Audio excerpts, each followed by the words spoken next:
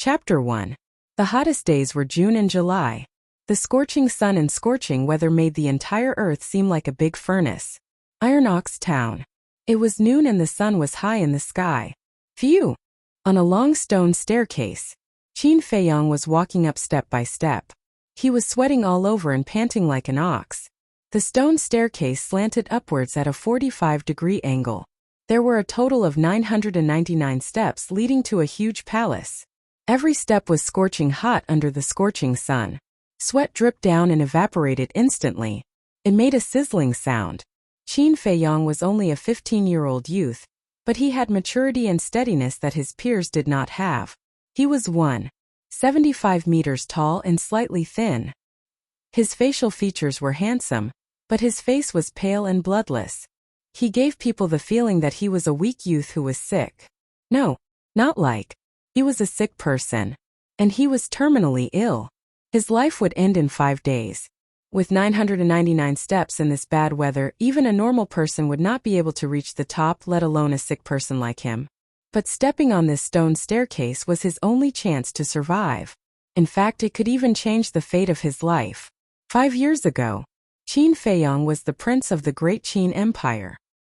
He had a noble status and extraordinary talent. At the age of 10, he had already become a 9-star martial master. At that time he was known as a monster that only appeared once in 10,000 years. It could be said that he was the son that everyone looked up to since he was young. Among all the princes, he was the one who had the most hope to inherit the throne. He was also the favorite prince of the emperor. But, just as he was in his prime with many halos around him, a sudden change suddenly came. Because of this change, he was forced by others to swallow the disaster spirit pill, and was then ruthlessly expelled from the imperial palace, the Great Qin Empire, and wandered to Iron Ox Town. The disaster spirit pill was an extremely vicious pill. Once taken, not only would one lose their cultivation and be unable to cultivate in the future, but they would also be plagued by illness all day long and could only live to 15 years old. In 5 days he would be 15 years old. 5 years had passed. The Great Qin Empire was still standing on this continent with the posture of a king, dominating all directions. What about him? In order to survive, he struggled bitterly here. He refused to accept this. He'd sworn countless times in his heart that he would return to the Grand Qin Empire one day, and make all those people who'd wronged him pay the price. The palace at the top of the stone steps was his only hope. Gradually, his legs were weak and sore. Every step up was extremely strenuous for him. He was sweating profusely, and he was already dehydrated. His lips were dry and cracked, and strands of blood appeared. He began to feel dizzy. He stopped at the top of a flight of stairs and gasped for air, trying to recover his lost strength. In the meantime, he looked at the top of the stone stairs, and a determined light appeared in his weak eyes. At the end of the stone staircase, a majestic hall stood there. It was golden and dazzling, and it was incomparably imposing. The doors of the palace were tightly shut. Beside him stood a black stone tablet that was more than 10 meters tall. There were 2 eye-catching words engraved on it. The Pill Hall. It was forceful, and it faintly revealed a strand of awe-inspiring oppressive force. This was a place that countless people dreamt of entering. That was because there were all kinds of medicinal pills here. Some medicinal pills could cure hundreds of poisons and diseases, and ensure a lifetime of peace. Some medicinal pills could cleanse the body, allowing one to be reborn, and step onto the path of cultivation. There were even rumors that some legendary medicinal pills not only had life, but also could allow one to fly and overturn the seas. If one was lucky enough to consume it, he or she would become a god that was worshipped by the world overnight. Therefore, the Pill Hall was a very sacred place. Every disciple of the Pill Hall was an existence that people respected. Even the lowest-level alchemists would have countless people flattering and currying favor with them, just to get a medicinal pill. Qin Feiyong's goal was a medicinal pill called Marrow Cleansing Pill. The Marrow Cleansing Pill was the key to his rebirth. In order to get the Marrow Cleansing Pill, even he didn't know how many times he had come here. However, every time he couldn't reach the top and reach the Pill Hall because of his illness. But this time he couldn't retreat and he couldn't give up, because 5 days later he would die. If he wanted to live, he had to reach the top. He took a step forward with difficulty, gritted his teeth and continued to climb. Bang! At this moment, the closed door of the palace quickly opened. A woman in her 30s wearing a red dress walked out of the palace. She stood at the edge, looking down at Qin Feiyong and said calmly, "Qin Feiyong, count yourself. How many times have you been here? Don't you know how to give up?" Qin Feiyong didn't answer. He lowered his head, gritted his teeth and continued to climb. He would see this woman every time he came here. Her name was Ma Hongmei, the deacon elder of the Pill Hall. Of course, she was also an alchemist. Because of her identity as an alchemist, this woman was arrogant and didn't put anyone in her eyes. All these years she had humiliated him a lot. Therefore, he was too lazy to speak so as not to embarrass himself. However, his attitude made Ma Hongmei even angrier. She pursed her lips and said, "Don't say that I look down on you. No matter how many times you come, the result will be the same. Just be a jerk, don't be an eyesore here." "Elder Ma, you can close your eyes, don't look." Qin Feiyong stopped and raised his head to look at her. There was a trace of anger deep in his eyes. Ma Hongmei was so angry that she laughed and said, "Oh, you're still reasonable, right? Fine, I'll tell you clearly. Even if you reach the peak, I won't give you the marrow cleansing pill." Qin Feiyong couldn't help but clench his fists tightly. But in the end, he endured it and continued to climb, because he had no choice. He had to lower his head when he was under someone else's roof. Moreover, Ma Hongmei wasn't the only alchemist in the Pill Hall. He could find other alchemists. Time passed by. Was it because he was provoked by Ma Hongmei? Or was it because of his desire to live? In the following time he didn't stop and gradually approached the peak. 2 hours later, he was only 50 steps away from the peak. Although he was physically and mentally weak, his head was dizzy, and every step he took, the muscles on his legs felt like they were being torn apart. However, his heart was burning. Only 50 steps left and he would reach the peak. Reaching the peak meant a lot to him. Not only did it mean that he could survive, but it also meant that he could cultivate in the future. Only by becoming stronger could he be qualified to find the answers and solve the doubts in his heart. He looked at the peak with a firm gaze and high fighting spirit. This time he would definitely succeed. 40 steps, 30 steps, 20 steps, 10 steps. He reached the peak in one breath. His whole body lost its strength, and he lay on the ground, greedily breathing in the air. "Oh, what a miracle today. I actually let you climb up." Ma Hongmei didn't leave. Seeing Qin Feiyong reach the peak, she was quite surprised. But then a cold light flashed past her eyes and she kicked Qin Feiyong.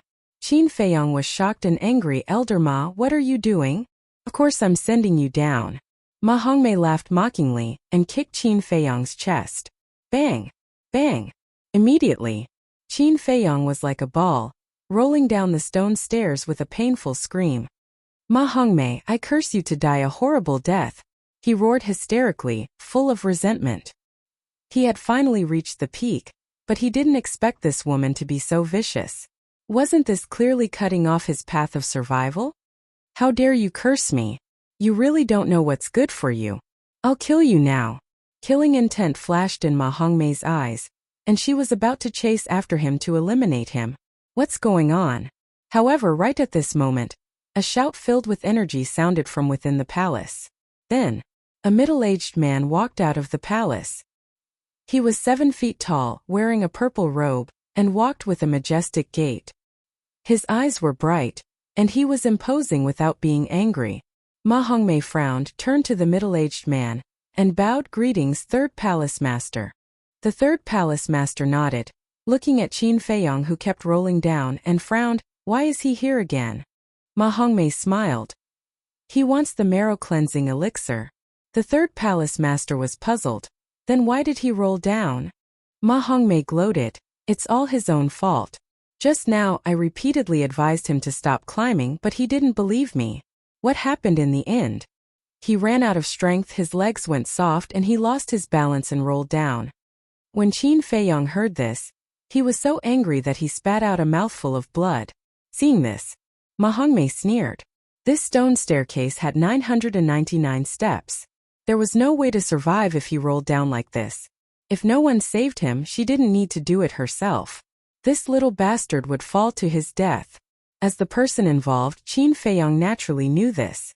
But when he reached the peak, his body was already sore and weak, and his limbs couldn't move. Now he rolled down again, his head was bleeding, and his hands were broken. There was no way to stop. Am I going to die like this today? No. I must survive. I must return to the great Qin Empire alive. Those who betrayed me, I will make them pay 1,000 times, 10,000 times, Qin Feiyong roared crazily in his heart. His eyes turned blood red, as if they were dyed with blood. His body was full of hostility. Although his hands were broken, he still didn't give up. The unwillingness and anger in his heart turned into a source of strength. He suddenly turned over, facing the sky, and with his back against the stone staircase, he slid down. His feet were like a pair of brakes, firmly pressing on the stone staircase. He wanted to use this method to reduce the impact and slow down the speed of his descent. 100 breaths later, he finally stopped, lying on the stone staircase. But his back, his feet, under the fierce friction with the stone staircase, had already been badly mutilated, and even his spine had been broken. The heart-wrenching pain was like a tide, hitting every nerve in his body. He was in so much pain that he wanted to die. Chapter 2. Qin Feiyong gritted his teeth and stood up stubbornly. He turned around with difficulty and raised his head to look at the third palace master of the Pill Palace. He said word by word, "Third palace master, Ma Hongmei is lying. I've already reached the peak. She kicked me down." The third palace master frowned and turned to look at Ma Hongmei with a questioning look. "You're really lucky to still be alive." Ma Hongmei humped and said disdainfully, "What a joke. I'm the deacon elder of the Pill Palace. Why would I do such a despicable thing? Plus, I have no grudge against you. Why would I kick you?" Qin Feiyong was extremely angry. He almost went crazy. He looked at the third palace master and said, "I'm not lying. Please believe me. Don't blame others for your incompetence. If you want the marrow cleansing pill, you have to rely on your own ability." The third palace master glanced at Qin Feiyong indifferently. He turned around and entered the palace, disappearing without a trace. "Why? Why don't you believe me?" Qin Feiyong roared furiously. His entire body was filled with killing intent. "Why don't you take a look at yourself? Who would believe your nonsense? Let me give you a piece of advice. Don't spread rumors and create trouble. Otherwise, there will be no place for you in the Iron Ox town." Ma Hongmei smirked and left behind a threatening sentence. She turned around and walked into the Pill Palace. The door closed. Boom! The door was completely closed. Qin Feiyong stood on the stone stairs. He didn't move and stared at the Pill Palace. "I, Qin Feiyong, will return today's pain 100-fold in the future. Today my blood has dyed this stone stairs red. In the future, I will let my blood dye the entire Pill Palace red." At this moment, his face was distorted and his eyes were filled with killing intent. He looked like a ferocious beast. He looked extremely ferocious. After that, he turned around with difficulty and walked down the stairs. But after taking 2 steps, he started to lose consciousness and his body started to sway. Seeing that he was about to fall down, he bit his tongue. Blood flowed out and his consciousness became much clearer. Then, he kept biting his tongue. He almost bit it off. His pride didn't allow him to fall on the stone stairs. After an unknown amount of time, he finally walked down the stone stairs. Along the way, he had long since reached his limit. The moment his foot touched the ground, he directly fell to the ground, closed his eyes and fainted. Soon, a white-haired old man came in front of Qin Feiyong. Looking at Qin Feiyong lying in a pool of blood, his eyes turned slightly red. The old man raised his head and looked at the pill hall. A cold light flashed in his eyes.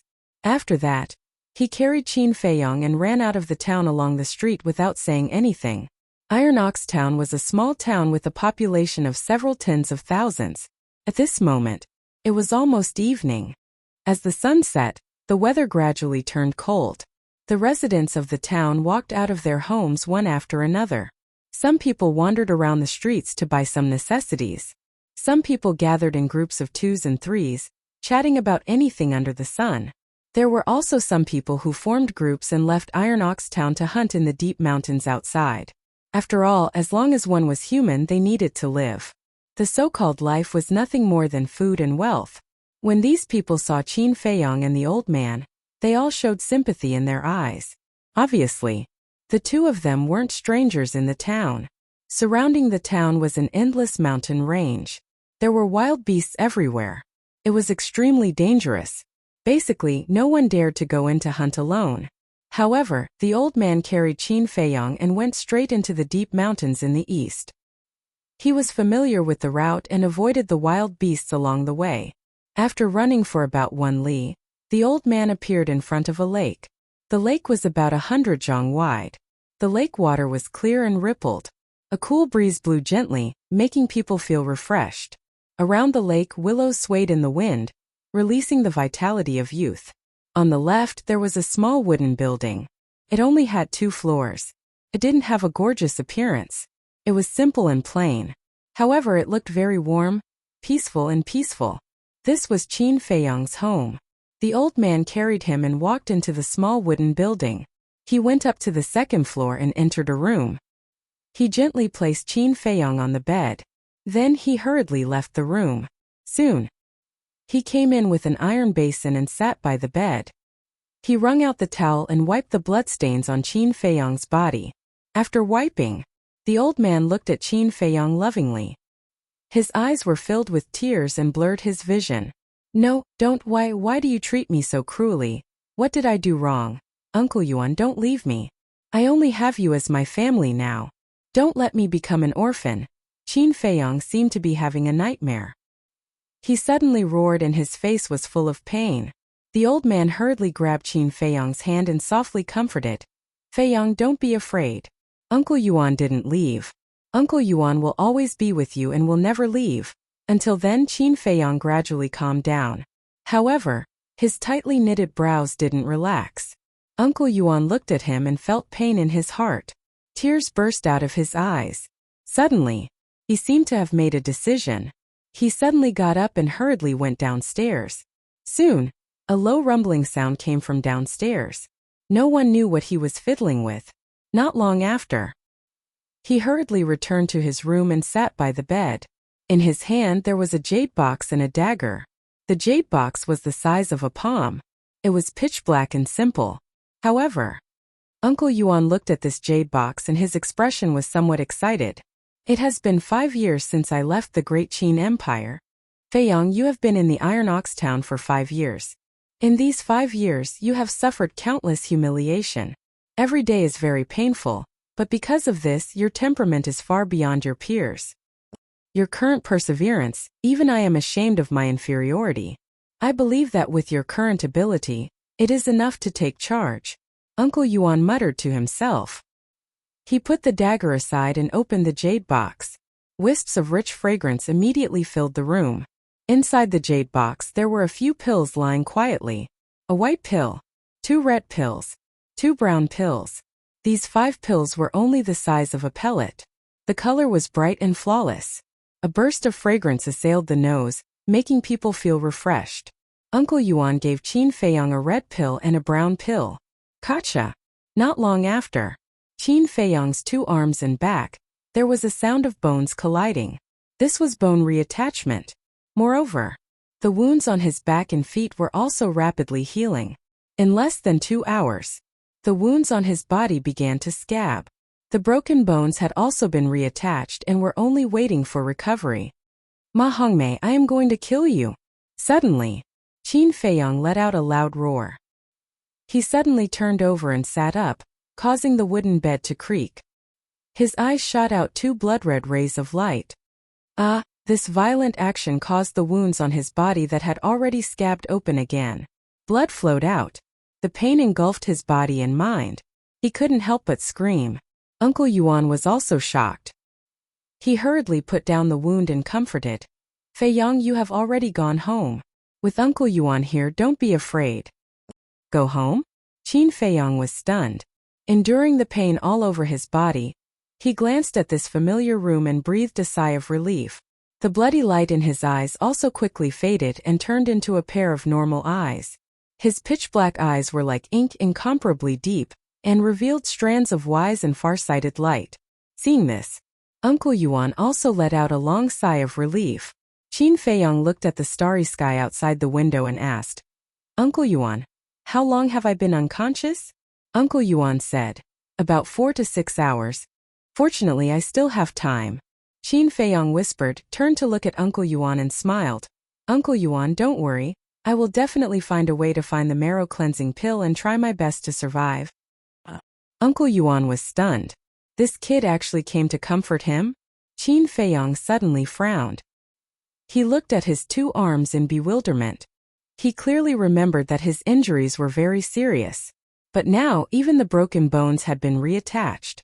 As the saying goes, it takes 100 days to recover from a serious injury. But only 4 to 6 hours had passed. Could it be that after he was unconscious, Uncle Yuan gave him some kind of divine pill? "Uncle Yuan, what's going on?" He raised his head and asked Uncle Yuan, but found that Uncle Yuan lowered his head and frowned. He didn't know what he was thinking, but he looked very engrossed. He couldn't help but have a trace of doubt in his eyes and was about to ask, "Shoo!"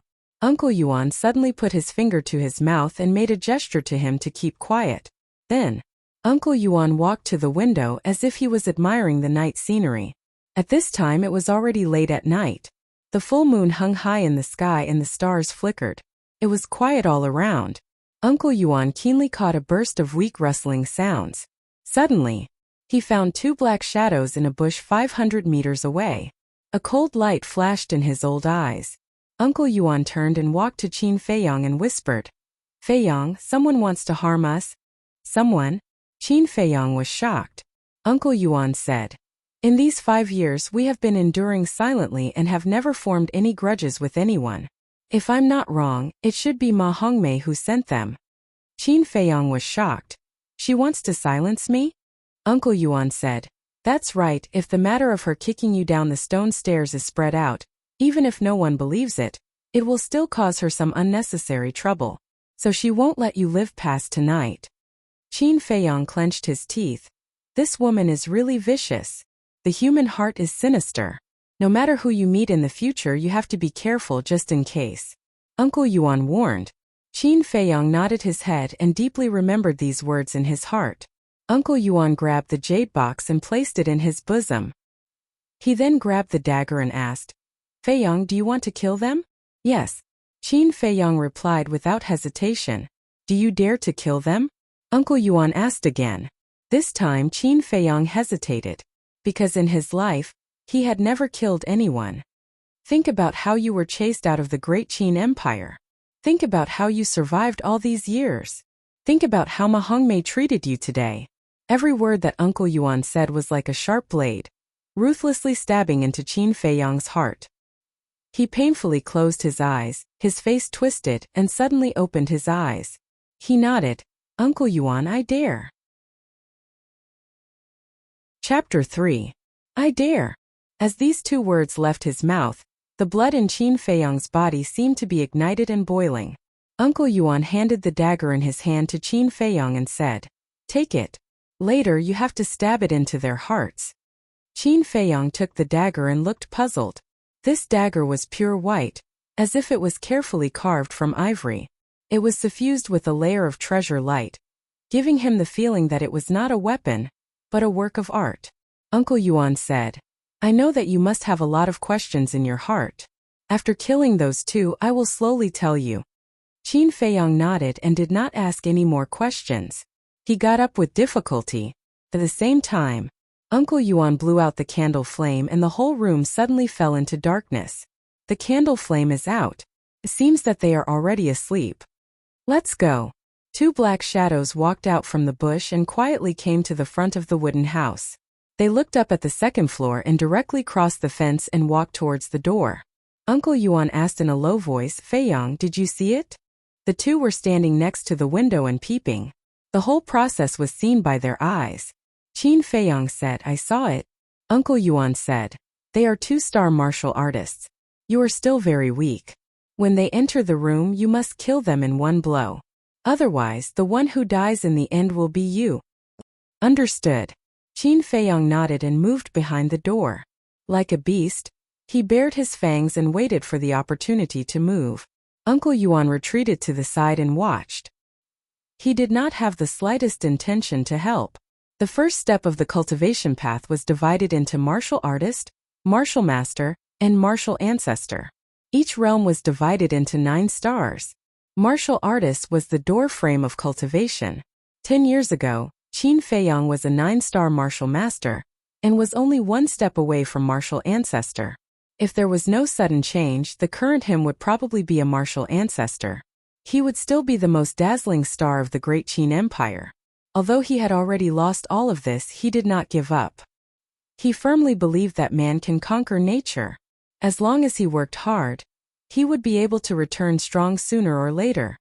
Creak. A weak sound of the door opening came from downstairs. Qin Feiyang felt a chill in his heart. To be honest, he was still quite nervous. His palms were sweating.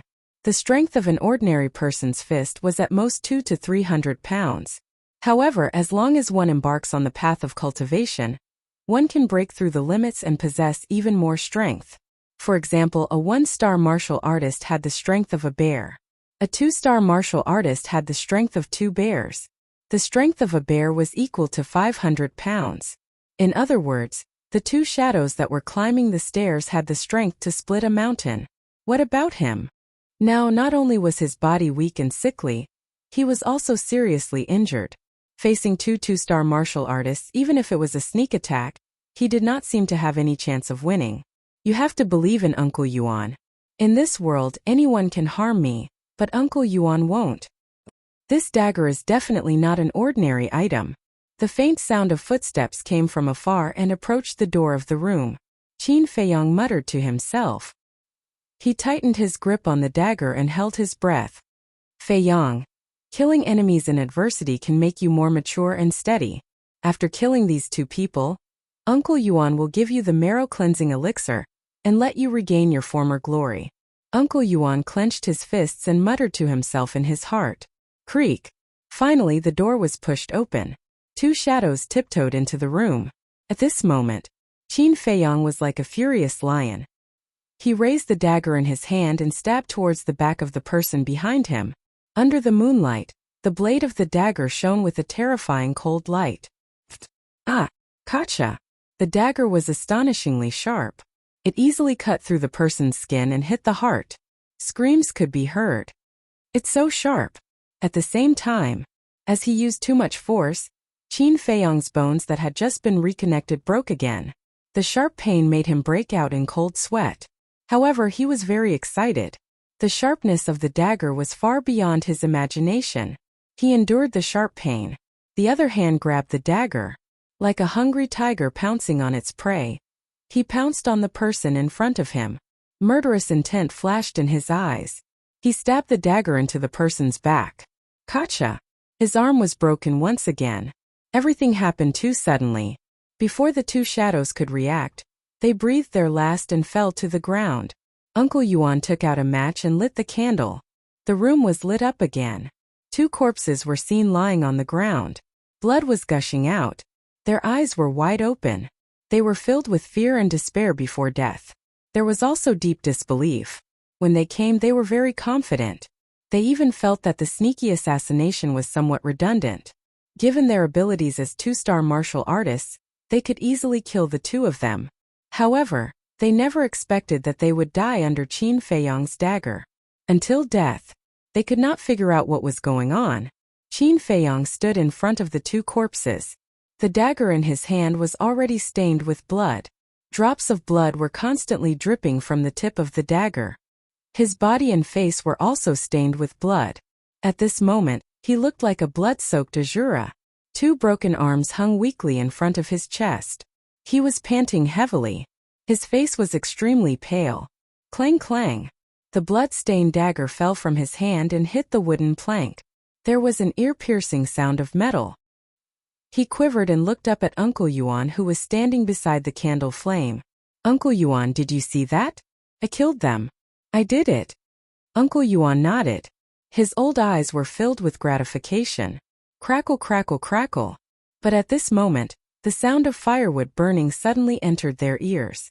Immediately after, The two of them only felt a wave of heat sweeping towards them. Uncle Yuan's expression changed. He hurried to the window and saw that the firewood piled up in the small courtyard had all started to burn. The fire was fierce and it was a few meters high. The hot and dry weather made everything extremely dry. The shrubs and weeds around the wooden building were quickly ignited. The fire spread rapidly. In the blink of an eye, this place turned into a sea of fire. The pungent smoke and the scorching heat shrouded the entire wooden building. The wooden building was also being engulfed by the fire. How could this be? Qin Feiyang walked with difficulty to Uncle Yuan's side. When he saw the situation outside, he was instantly shocked. Let's see how you're going to escape this time. An ear-piercing sneer came from outside. Qin Feiyang and Uncle Yuan looked towards the source of the sound. Their eyes were filled with intense killing intent at the same time. Under the hazy moonlight, a middle-aged man in black clothes stood by the lakeside. He crossed his arms and looked at them with a cold smile. Uncle Yuan raised his eyebrows and asked, "Who sent you here?" The middle-aged man said indifferently, "Seeing that you're about to be burned alive, I'll tell you. It's Elder Ma from the Pill Palace who wants your lives."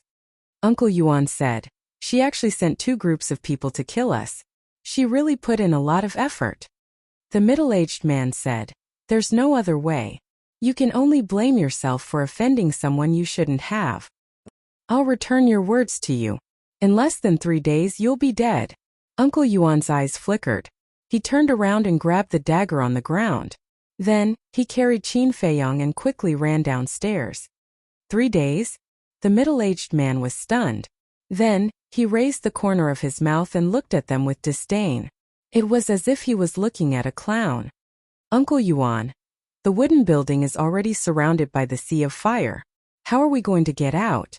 Qin Feiyang asked. After the baptism of blood, he didn't panic at all in this desperate situation. Instead, he was calm and steady. "I'll bring you to a place." Uncle Yuan ran down the stairs. He didn't leave the wooden building. Instead, he went straight into the kitchen at the back. The kitchen was simple, but it was clean and tidy. He walked to a corner and pressed his old hand on the wall. The place immediately caved in. Rumble. Accompanied by a low rumble, a crack appeared on the ground beside his feet. There was actually a secret room underground. The secret room wasn't big. It was only about 3 meters wide. In the center there was a green stone table. It was as flat as a mirror. The stone table was empty. In addition, there was nothing in the secret room except for the green stone table. Uncle Yuan jumped down and landed in the secret room. After placing Qin Feiyang flat on the stone platform, he turned around and walked to the front of a wall.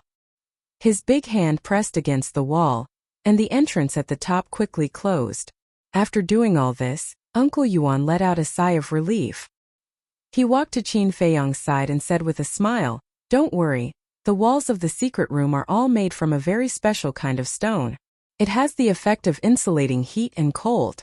Rest assured and recuperate here." Qin Feiyang nodded and looked at Uncle Yuan without blinking. After this series of changes, he suddenly felt that the old man in front of him was covered with a layer of veil.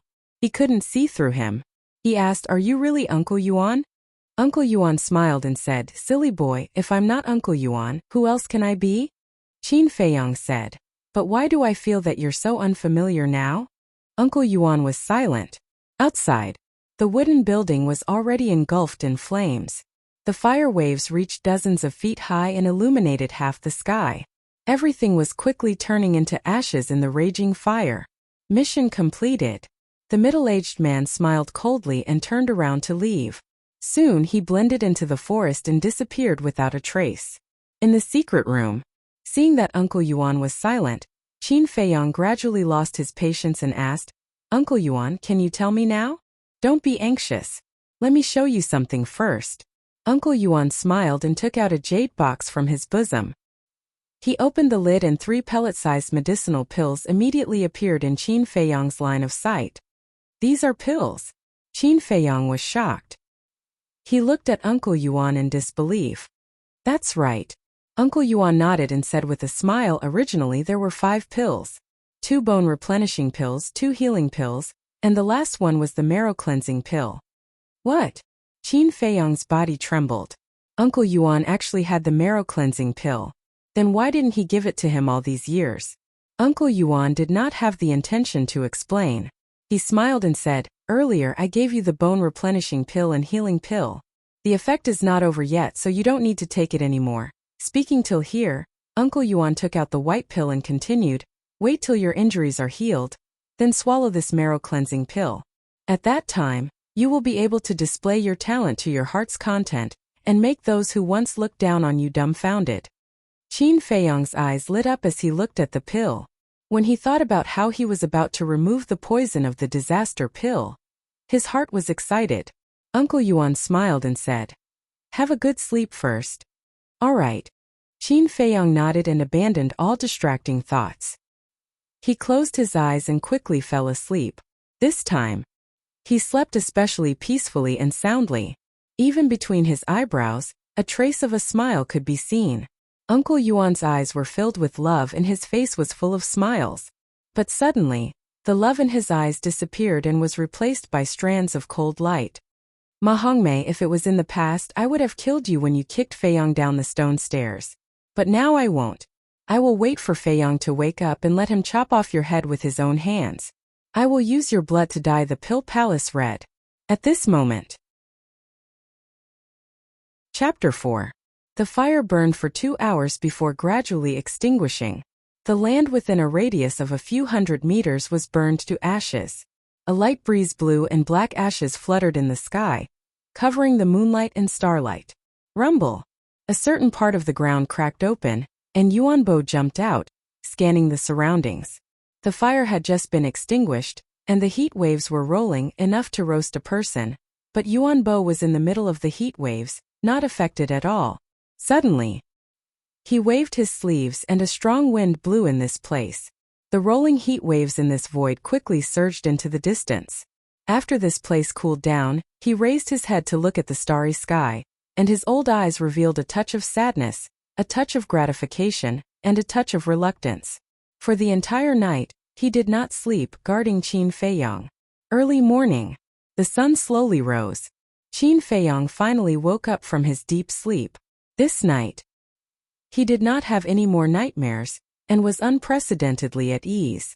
And after a night of recuperation, the wounds on his body had basically healed, and only the blood scars were left. The 2 broken arms had also been reconnected, and as long as he did not use too much strength, there would not be a big problem. Qin Feiyong got up and moved his muscles and bones, and said in shock, "The effect of the pill is indeed extraordinary. If there was no bone replenishing pill and healing pill, it would probably take at least a month before he could get out of bed." Swish! Yuanbo jumped into the secret room, looked up and down at Qin Feiyong, and said with a smile, "You've recovered well." Qin Feiyong scratched his head, and asked impatiently, "Yuanbo, can you give me the cleansing marrow pill? Look at how anxious you are." Yuanbo shook his head and laughed. He took out a jade box from his chest, and handed the white pill to Qin Feiyong. "This is the cleansing marrow pill." Qin Feiyong's hands were trembling as he took the pill. 5 years. For the cleansing marrow pill, he struggled in Iron Ox Town for 5 whole years. Failure after failure, despair after despair, humiliation after humiliation after humiliation. If it were anyone else, they would have collapsed long ago. But he never thought of giving up. He always believed that opportunities were left to those who worked hard. The heavens did not disappoint those who persevered. The moment he had been waiting for had finally arrived. Uncle Yuan sighed deeply and said with a smile, "Feiyong, you won't blame Uncle Yuan, right?" Qin Feiyong said, "Although I don't know why you did this, Uncle Yuan. No matter what the reason is, I won't blame you." But Uncle Yuan felt rather guilty in his heart and said with a smile, "Quickly consume it." Qin Feiyong nodded. He sat down, looked at the medicinal pill in his hand, took a deep breath and popped it into his mouth. Pills. It melted in the mouth. It transformed into a majestic energy that surged towards his limbs and bones, cleansing every inch of his flesh and blood, every cell, including his internal organs and bones. Gradually, wisps of dark red liquid gushed out of his pores. This was the poison left in his body after consuming the spiritual disaster pill. As the toxins were expelled, Qin Feiyong could clearly feel that his body was gradually changing. Time passed by slowly. Half an hour later. His entire body was covered in a dark red liquid that emitted a pungent stench. Puff! Suddenly, his body trembled and he spat out a mouthful of blood. The blood that he spat out was also dark red. It was also at this moment that he opened his eyes. His eyes were shining brightly and were exceptionally spirited. Finally, Qin Feiyong clenched his hands tightly. Feeling the strength that was rapidly recovering in his body, he was so excited that he couldn't speak. The heavens didn't kill me, I've finally been reborn. He suddenly stood up, his gaze passing through the entrance of the secret room, looking at the sky and roaring continuously, spreading in all directions. Tears gushed out of his eyes. For 5 years, every day felt like a year to him. That nightmare was like a curse that haunted him at all times, and he couldn't get rid of it. Ever since he was expelled from the Great Qin Empire, he had never had a good night's sleep. Every night, he would be awakened by nightmares. But in the future, he would no longer have nightmares, because his fate had already changed. He already had the qualifications to fight back. Although he was still very weak now, to the extent that in the eyes of those people, he was even less than an insignificant ant, but he believed that one day, he would be able to openly step into the imperial capital of the Great Qin Empire and take back everything that belonged to him. Uncle Yuan was full of smiles and didn't disturb him. In these 5 years, he had seen all the grievances that Qin Feiyong had suffered. Now that he had been reborn with great difficulty, he would give him some time to properly vent. At the same time, in a place hundreds of meters away, there was a forest. A young girl of 14 or 15 years old was running while panting. Although she was still young, her skin was whiter than snow, and her facial features were exquisite. Her jet black and beautiful long hair was tied up with a white ribbon. She was wearing a set of black tight clothes that vividly showed off the young girl's figure. At the same time, she appeared valiant and very capable. But at this moment, her smooth forehead was tightly wrinkled, and her clear and bright eyes were filled with worry. Big brother Feiyong, I stole a lot of medicinal pills from home. You must wait for me, she kept muttering. In her hand, she was holding an exquisite cloth bag. This was a Qiankuan bag. Just like its name, there was a universe inside, and it was specially used to store things. Suddenly, she stopped and looked at the sky. A long howl could be faintly heard. It's Big Brother Feiyong's voice. Strange, the people in town are saying that he was seriously injured and unconscious, and was carried back by Uncle Yuan. Why did he wake up so quickly? What is he shouting about? The young girl in tight clothes continued to run towards the direction of the lake with a stomach full of doubts. After running out of the forest, she raised her head and looked at the shore of the lake. Her face suddenly turned pale. How could this be? Big brother Feiyong. Uncle Yuan, where are you? I am he, come out quickly, she shouted anxiously as she ran. In the secret room. When Uncle Yuan heard the shout, a smile crawled up his old face. Carrying Qin Feiyong, he jumped out and landed on the ground saying, Feiyong, quickly go wash up. Don't let us see you in such a sorry state. Take the dagger and wash it while you're at it. Qin Feiyong took the dagger, looked up at the young girl who ran over and smiled. This girl came really fast. After that, he glanced at the black ash on the ground, and a cold light flashed in his eyes. He ran towards the lake and plunged into the cool lake water. He suddenly felt hale and hearty. One word to describe it, cool. At the same time, Uncle Yuan stomped his foot hard, and the ground collapsed. In an instant, the secret room was buried by mud. Then with a smile, he greeted the girl. The girl's name was Lin Yi. She was the pearl of the family master of Iron Bull Town's Lin family. She was also the first friend that Qin Feiyong made after coming to Iron Bull Town. Their relationship was very good. Lin Yi ran to Uncle Yuan. Before she could catch her breath, she asked, Uncle Yuan, what's going on? Uncle Yuan smiled bitterly and said, Last night, Uncle Yuan accidentally knocked over the candlelight and burned everything here. Lin Yi was furious and hurriedly said, Are you and Big Brother Feiyong injured? I brought a lot of medicinal pills. You can see if there's anything useful. As she said, she handed the Cosmos bag in her hand to Uncle Yuan. No need, no need. Feiyong and I are fine. Uncle Yuan waved his hand with a smile. After that, he frowned again and asked, Tell Uncle Yuan honestly, did you get your father's permission to take these medicinal pills? Lin Yi shook her head and said, "My father has always been prejudiced against you. If I ask him for it, he will definitely not give it to me. I sneaked out when he wasn't paying attention." You are too presumptuous. You actually stole the medicinal pills from the family." As soon as the voice fell, an angry shout rang out. "Oh no, why did my father follow me?" Lin Yi's body stiffened, and her face turned pale. Uncle Yuan looked at the source of the voice and saw a middle-aged man in white striding towards them. His face was full of anger.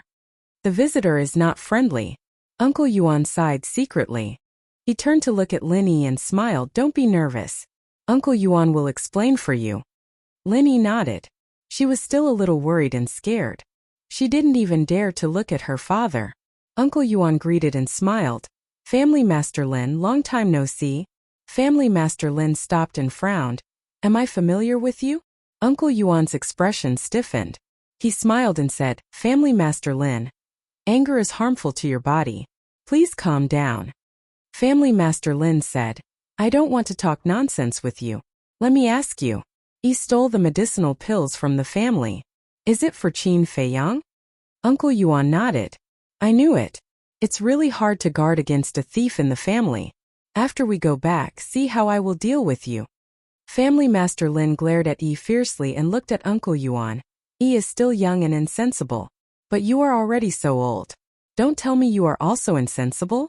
Do you know how precious medicinal pills are? It is a waste to use it on Qin Feiyang."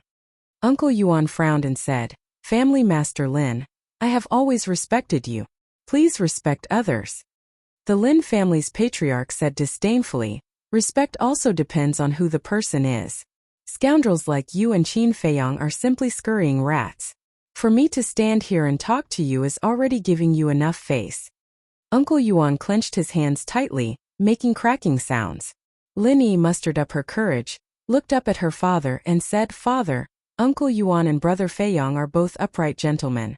They are not rascals." "Shut up." Family Master Lin was furious and shouted, "Refuting me in front of him.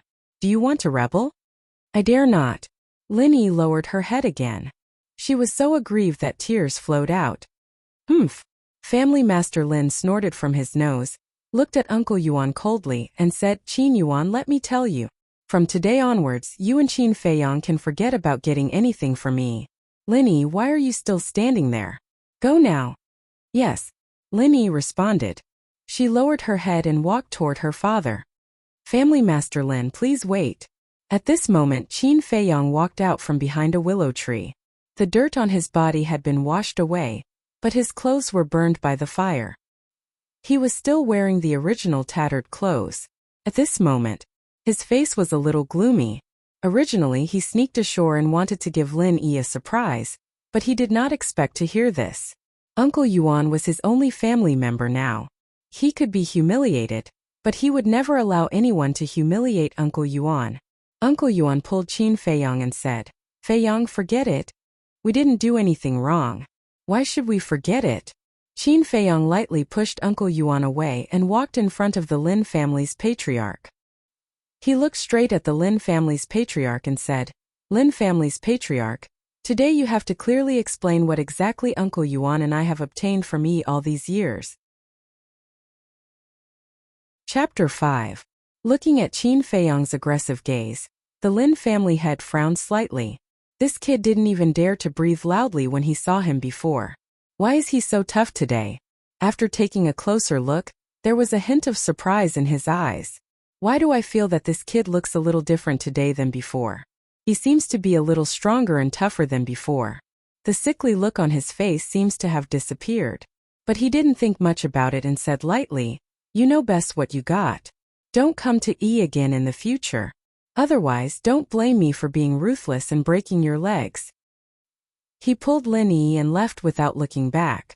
Qin Feiyang was about to catch up, but Uncle Yuan stopped him and shook his head. "You don't have to prove it to anyone.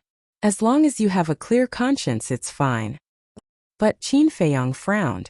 "Feiyang, although you have been reborn now, your cultivation has not recovered yet. The top priority is for you to cultivate quickly and strive to return to the 9-star martial artist realm as soon as possible. You have to remember that strength is the absolute truth. If your cultivation is still there, if the Lin family head knew that you are the prince of the great Qin Empire, would he have such an attitude all these years? Although this is still a bit too cruel for you, this is a very realistic problem, Uncle Yuan said. Qin Feiyong took a deep breath and nodded. Uncle Yuan, I understand. But at this moment the Lin family head turned back. He was alone. Lin Yi wasn't there. Why are you here again? Uncle Yuan frowned. Yi was here just now. There are some things that I can't say. The Lin family head glanced at the two, turned around, and looked at the calm lake with his hands behind his back. He said lightly, Qin Feiyong, you have been to the pill hall repeatedly. It's nothing more than wanting the marrow cleansing pill. I will find a way to go to the pill hall to get one for you. But as a condition, you and Qin Yuan will leave Iron Ox Town and never appear again. Qin Feiyong frowned suddenly. This person was really going too far. Uncle Yuan stretched out his hand, hinting him not to speak, and said, Lin family head, don't you feel that doing this is too cruel to the two children? The head of the Lin clan said, indecisiveness will only lead to chaos. Qin Feiyong, I believe you have already seen that Yi has a good impression of Qin Feiyong. Uncle Yuan nodded. This is absolutely not allowed. Yi is only 14 years old now, and has already become a 9-star martial artist. Her future is bright. But Qin Feiyong is still unable to cultivate. Even if he can cultivate now, he has already passed the golden period of laying the foundation. He won't be able to achieve anything in the future. Let me ask you, how can such a person be worthy of my daughter? The head of the Lin family said calmly. Not worthy. Uncle Yuan was slightly stunned. When Feiyong was 10 years old, he was already a 9-star martial master. How can your daughter compare? Feiyong might be in dire straits now, but he still has the blood of the great Qin Empire's royal family. How can your daughter compare to him? However, he didn't say these words out loud, because he wanted to let Qin Feiyong experience the fickleness of human nature. The head of the Lin family continued, although you will have to pay a high price to get the marrow cleansing pill from the pill hall, it's still better than my family's property falling into the hands of two outsiders, right? Enough! Qin Feiyong shouted angrily. He couldn't bear it anymore. I, Qin Feiyong, have not fallen to the point where you need to give alms to me. Prick up your ears and listen to me clearly. I have always treated Yi as my best friend. I don't have any improper thoughts towards her, and I have never asked her for half a copper coin. I don't know how you judge that I have ulterior motives towards your Lin clan, but let me tell you clearly now. I, Qin Feiyong, am not interested in your Lin clan's property. I won't see you off. Qin Feiyong raised his head and puffed out his chest. His words were sharp, and he didn't show any mercy. After he finished speaking, he pointed at the entrance of the lake with a cold expression. The head of the Lin family was surprised. He really didn't expect that this kid would reject his kindness. But he didn't realize that his so-called kindness was trampling on the dignity of Qin Feiyong and Uncle Yuan. Perhaps this was also the purpose of his trip. Since you have said so, I am too lazy to talk nonsense with you. One last piece of advice. You can hide it from me, but you can't hide it from me. If you dare to pester Yi again, I will tell Ma Hongmei that you are not dead. The head of the Lin family flicked his sleeves, left a cold sentence, and turned away. Lin family's head, Ma Hongmei, just wait and see. Soon you will know how laughable your current faces are. Qin Feiyong clenched his fists, and his eyes were cold. Sigh. Uncle Yuan sighed deeply with a sense of regret. To be honest, he was still very satisfied with Lin Yi. He was even considering to train her well. Unfortunately, she had an arrogant father. Uncle Yuan, the head of the Lin family, is narrow-minded. Maybe he will really tell Ma Hongmei that we are alive. Do you think we should change places? Qin Feiyong said worriedly. Uncle Yuan waved his hand and said, no need. Counter soldiers with arms, water with an earth weir. Qin Feiyong was shocked physically and mentally. He didn't expect Uncle Yuan to be so domineering. As if performing a magic trick, Uncle Yuan took out a palm-sized jade box from his bosom and handed it to Qin Feiyong. He smiled and said, there are 20 body-tempering pills here. It should be enough for you to become a 5-star martial artist. Body-tempering pills. Qin Feiyang took the jade box and opened the lid. Red medicinal pills suddenly entered his sight. There were a total of 20 pills. They were as big as pellets, bright in color, exuding a strong medicinal fragrance. Looking at these 20 body-tempering pills, Qin Feiyang was excited. There were 2 ways for a martial artist to temper their body. The first way was to exploit the body. The most common way was to carry a big stone and exercise violently, such as running or mountaineering, so as to achieve the effect of exercising the body and gradually improve the physical quality. The efficiency of this method was very slow, and it would be very painful for the user. The second way was to use medicinal pills. Medicinal pills contained a huge amount of energy that could speed up the tempering of the body. The whole process would not be painful. But compared to the former, the cost of medicinal pills was too high. Ordinary people could not afford it at all. Some people even did not hesitate to put down their self-esteem and become the slaves of certain families in order to get a body-tempering pill. Once, as the prince of the great Qin Empire, he naturally did not lack body-tempering pills. But it was different now. He had lost everything as early as 5 years ago. He no longer had a strong family background and financial resources. If he didn't have Uncle Yuan's care in the past 5 years, he might not be able to live until today, let alone body-tempering pills. Uncle Yuan gave him 20 body-tempering pills at once. How could he not be excited? Qin Feiyang looked at Uncle Yuan gratefully and said, "Uncle Yuan, thank you." Uncle Yuan shook his head and smiled. "Uncle Yuan can only help you get started. You still need to walk the road in the future." The meaning of his words was obvious. He only had 20 body-tempering pills. If Qin Feiyang still wanted more, he could only rely on his own ability. "I will work hard." Qin Feiyang nodded and turned to the lake. He sat on a smooth round stone and looked at the reflection in the lake. His eyes were filled with determination. If it was in the past, he would not have this confidence. But now, the him from 5 years ago had returned. He had the confidence to rely on his own strength to face all the unknown dangers in the future.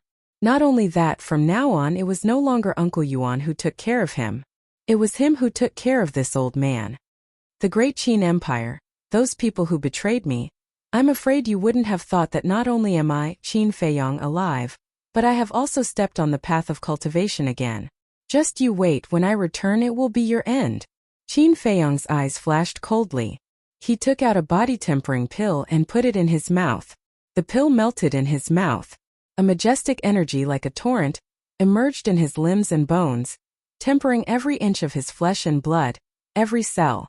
Before his cultivation was abolished, he was a 9-star martial master.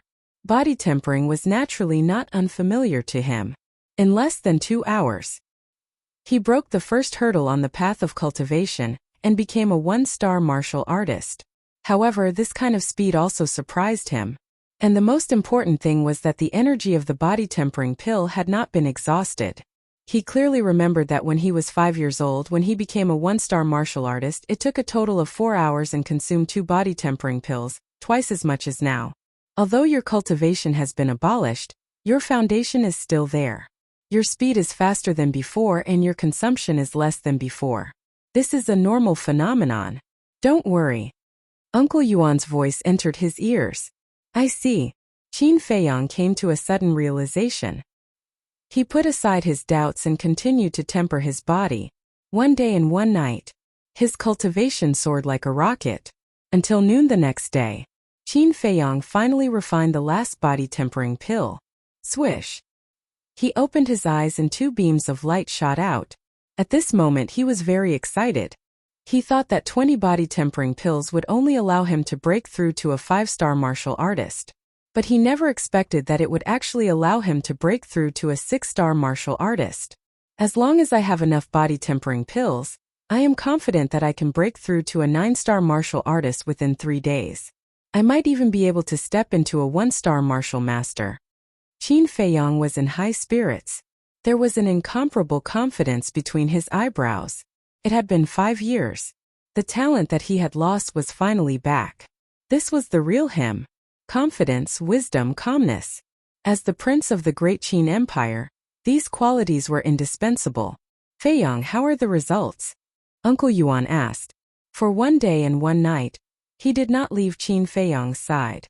Qin Feiyang glanced at the lakeside. His gaze finally locked onto a dustpan-sized rock that was 30 feet away. He did not answer Uncle Yuan. Instead, he walked straight to the rock. Uncle Yuan was slightly taken aback. He turned around and crossed his arms. He looked at Qin Feiyang curiously. Uncle Yuan, take a good look. Qin Feiyang came to the front of the rock. After calming himself down for a moment, he grinned at Uncle Yuan. Then he punched the rock. Boom!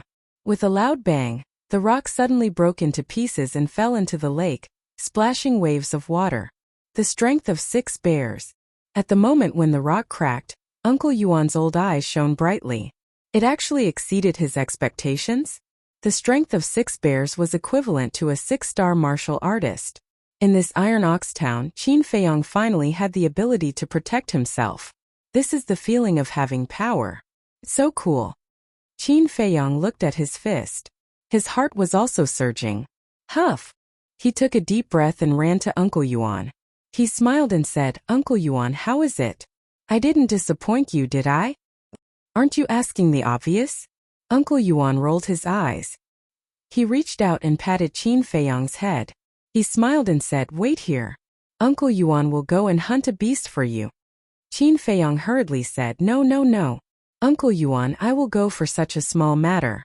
You haven't closed your eyes for 1 day and 1 night. Just take a good rest here.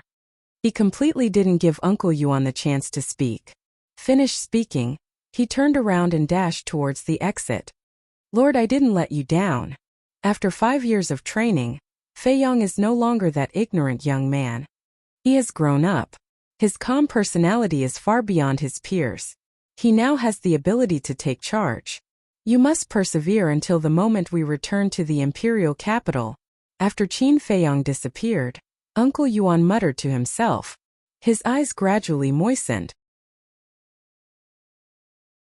Chapter 6.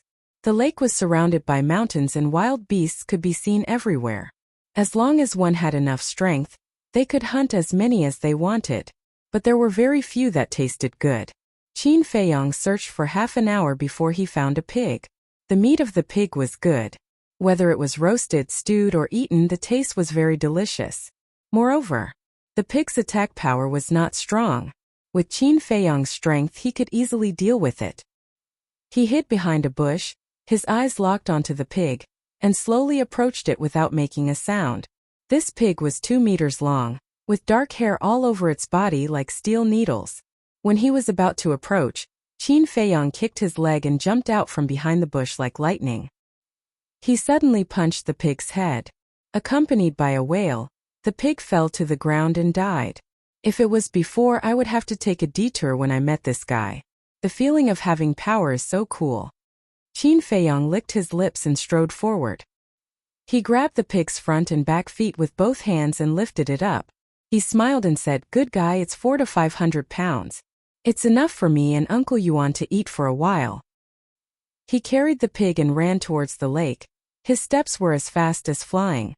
Ayo! All of a sudden, a loud wolf's howl exploded somewhere behind him, startling the wild beasts in the jungle, and causing them to flee in all directions. However, Qin Feiyang's eyes lit up. He suddenly braked and stopped. He turned around and looked in the direction of the beast's howl. This beast's howl was full of energy, shaking the mountains and rivers. There was also a trace of ferocity, enough to show that it was a beast. Beasts were different from wild beasts. Wild beasts could only rely on their instincts to fight back, just like ordinary people. But beasts, like martial artists, had already mastered the cultivation method. In the past, Qin Feiyang had seen many beasts in the Great Qin Empire. Not only did they have intelligence no less than humans, but they also had the ability to overturn rivers and seas and destroy mountains and rivers. The most important thing was that beasts were more valuable than wild beasts. For Qin Feiyang's current situation, nothing was more important than money. Only when he earned enough money could he buy more body-quenching pills. Let's go take a look and see what level of beast it is.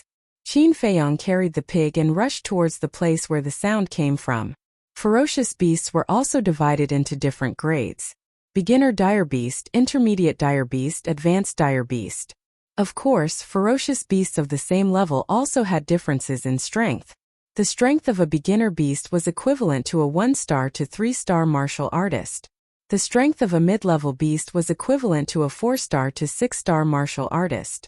The strength of a high-level ferocious beast was equivalent to a 7-star to 9-star martial artist. Qin Feiyong silently prayed that it wasn't a high-level vicious beast. Otherwise, even if it was standing in front of him, he could only stare helplessly. After running for several hundred meters, he stood on top of a small hill and looked ahead. He wouldn't have known if he hadn't seen it, but he was shocked when he saw it. 50 meters away, a white wolf was lying on top of a withered leaf, but it was covered in bruises. He was lying there alone, licking his wounds. The wolf was a very cunning and ferocious beast. It could not be ruled out that it deliberately pretended to be injured in order to lure its prey into the trap. Furthermore, the wolf was a pack of ferocious beasts. Therefore, when he saw that it was a wolf, Qin Feiyong quickly retreated down the small hill and gently placed the pig on the ground. Then he climbed up the small hill and hid in the bushes, quietly observing. Slowly, he felt that the wolf was not faking it, because every wound on its body was lacerated. In some places he could even see the white bones. After confirming it again and again, Qin Feiyong was ready to take action. This wolf was a mid-level vicious beast.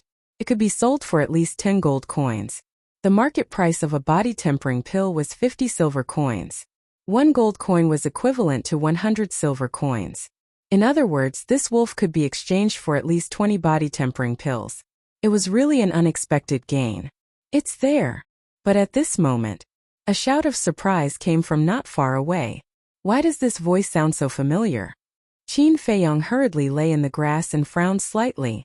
At the same time, after hearing the shout, the white wolf stood up again and walked toward Qin Feiyong. But after a few steps it fell to the ground again and struggled hard, probably because of its serious injury. However, it could no longer stand up, and a trace of despair quickly crept up in its eyes. 2 teenagers, 14 or 15 years old, ran toward the white wolf from afar. It turned out to be them. Qin Feiyong whispered with a cold gaze. The 2 teenagers, one was called Lin Shi, and the other was called Lin Feng.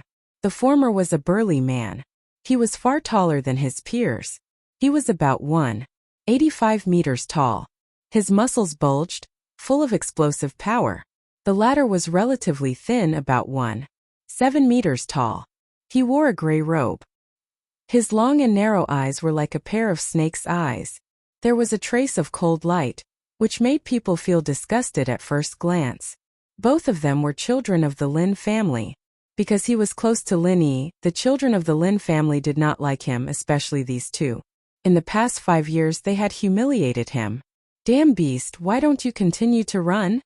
As soon as the 2 approached, they blocked the white wolf from the front and back, sneering again and again. It seems that they seriously injured the white wolf, Qin Feiyong murmured. Both of them were 6-star martial artists. It was not difficult to deal with a mid-level beast together.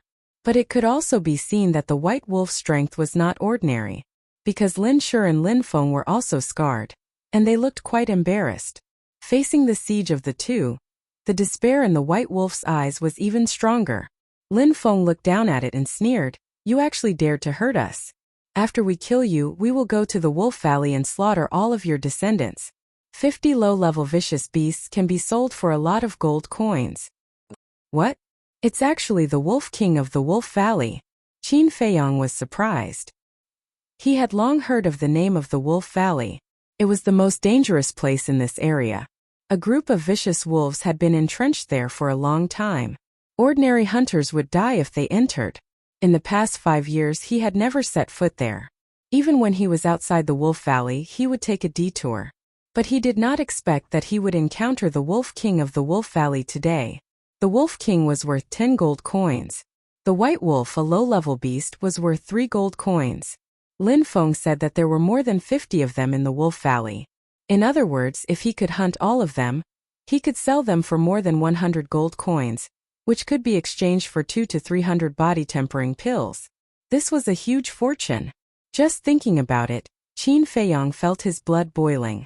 At this moment, Lin Feng and Lin Shi finally made their move.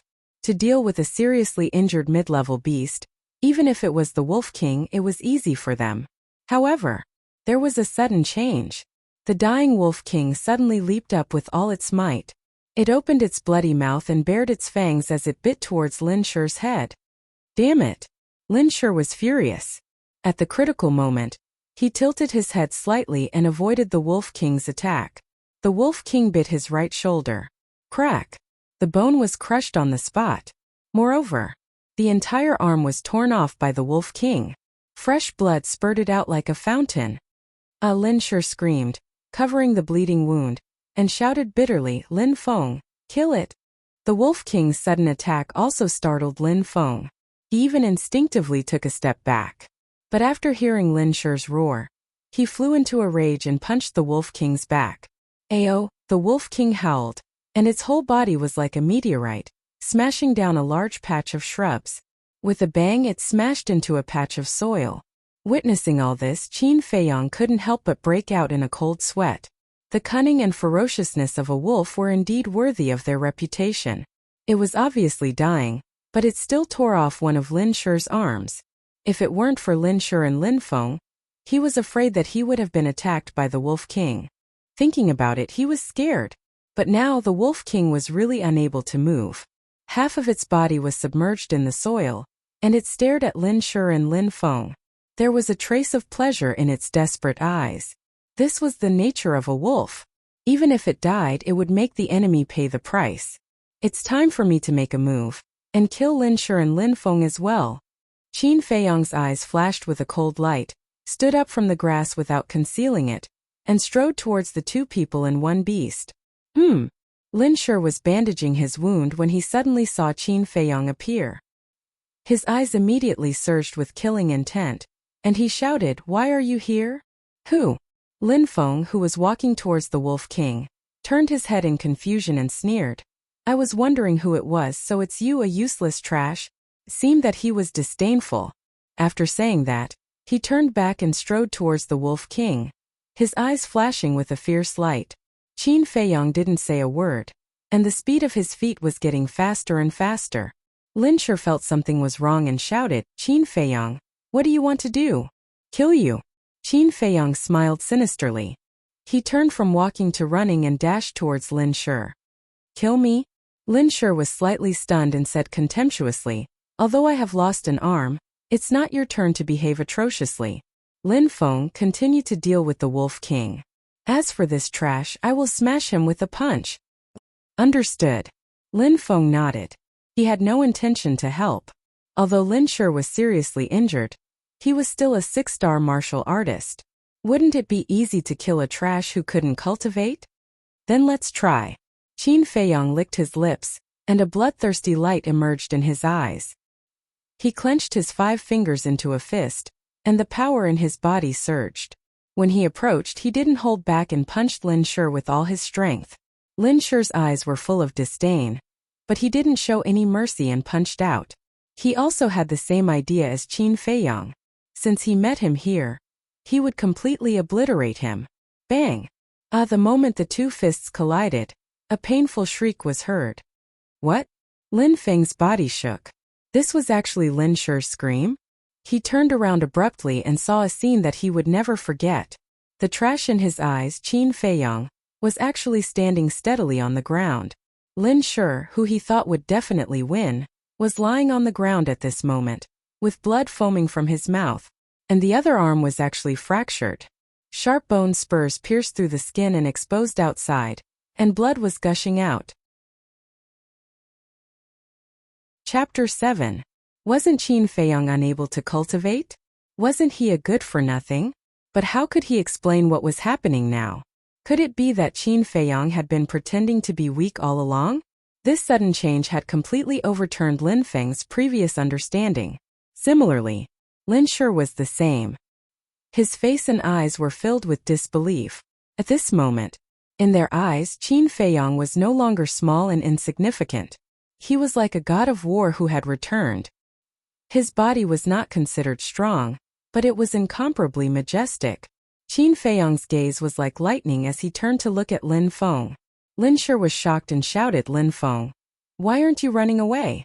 You must tell the family head about Qin Feiyang's situation.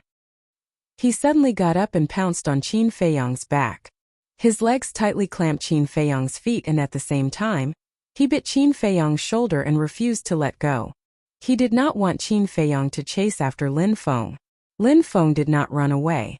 Seeing that Qin Feiyang was restrained by Lin Shi, he smiled coldly. With a clang he pulled out a dagger from his waist.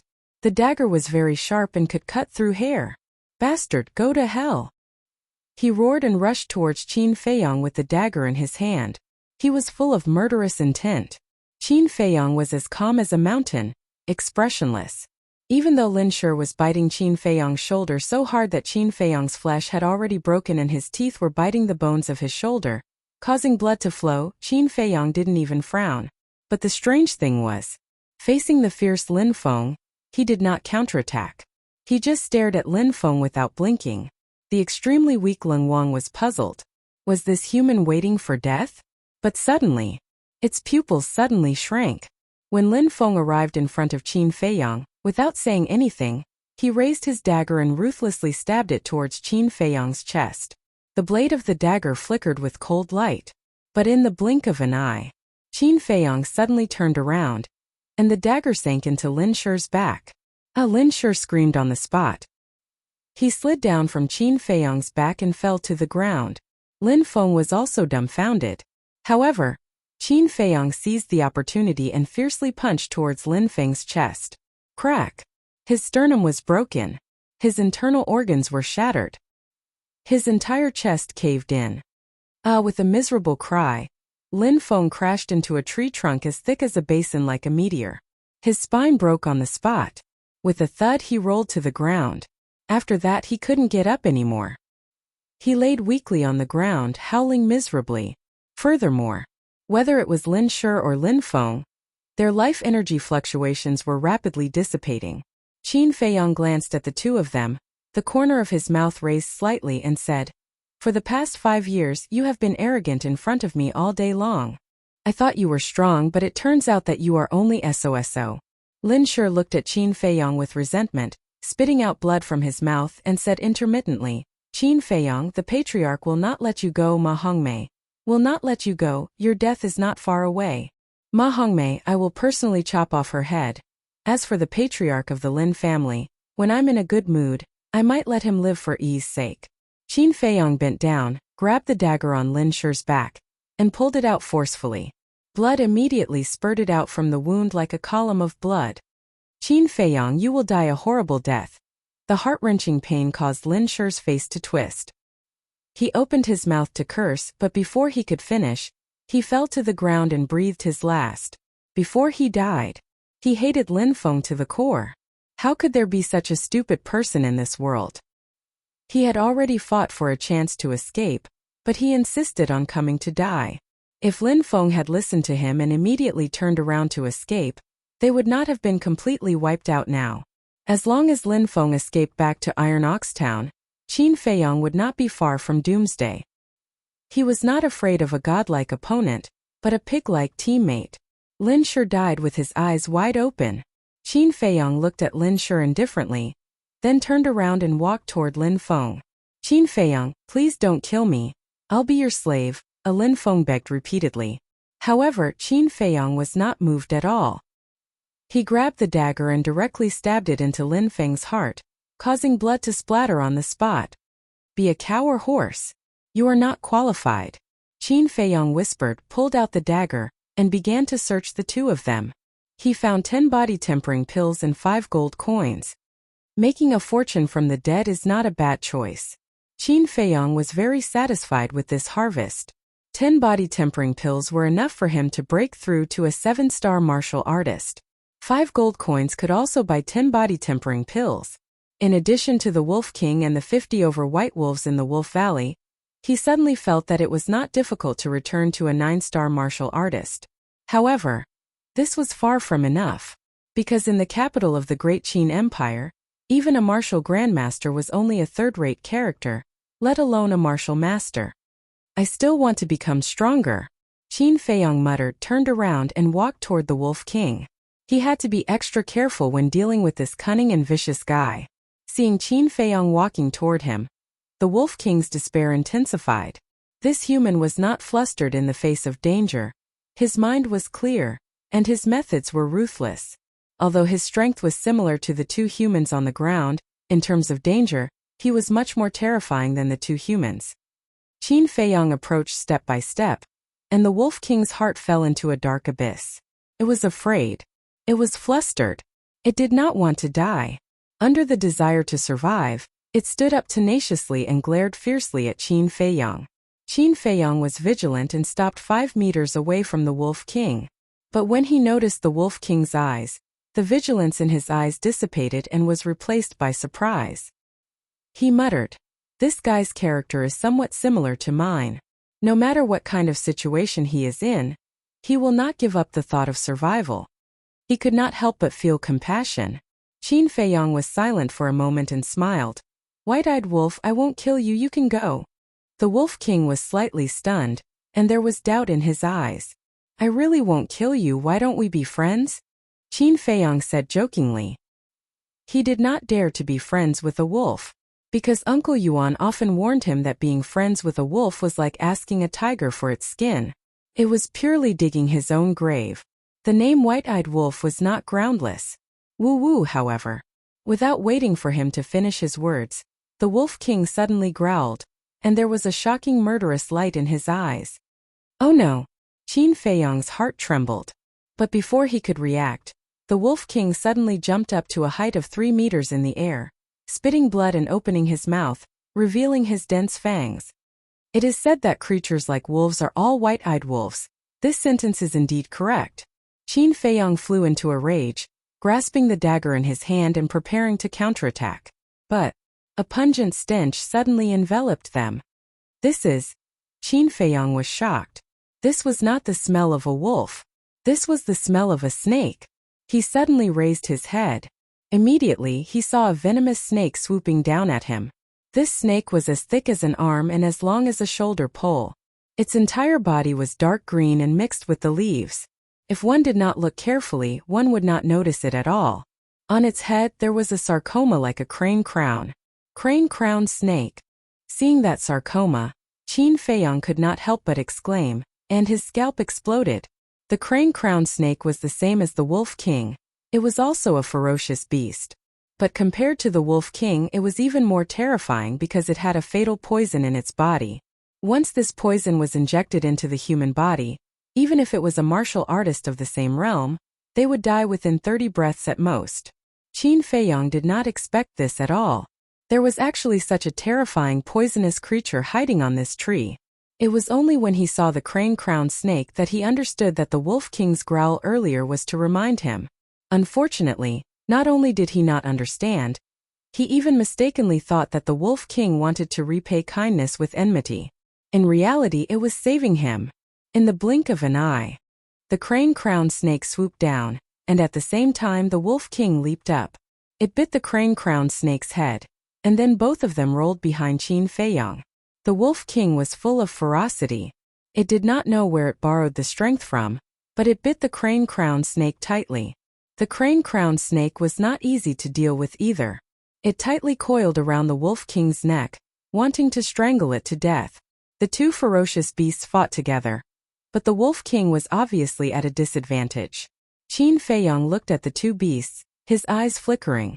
Suddenly, he dived and pounced, stabbing the dagger in his hand towards the crane-crowned snake's vital point with all his strength. Splat! The tip of the dagger sank into the crane-crowned snake's vital point, and blood spurted out. The crane-crowned snake was in so much pain that it kept hissing. Immediately after, Qin Feiyong grabbed the Wolf King's tail, forcibly dragging the Wolf King and retreating. To hit a snake hit its vital point. No matter if it was a normal snake or a ferocious beast, its vital point was its vital point.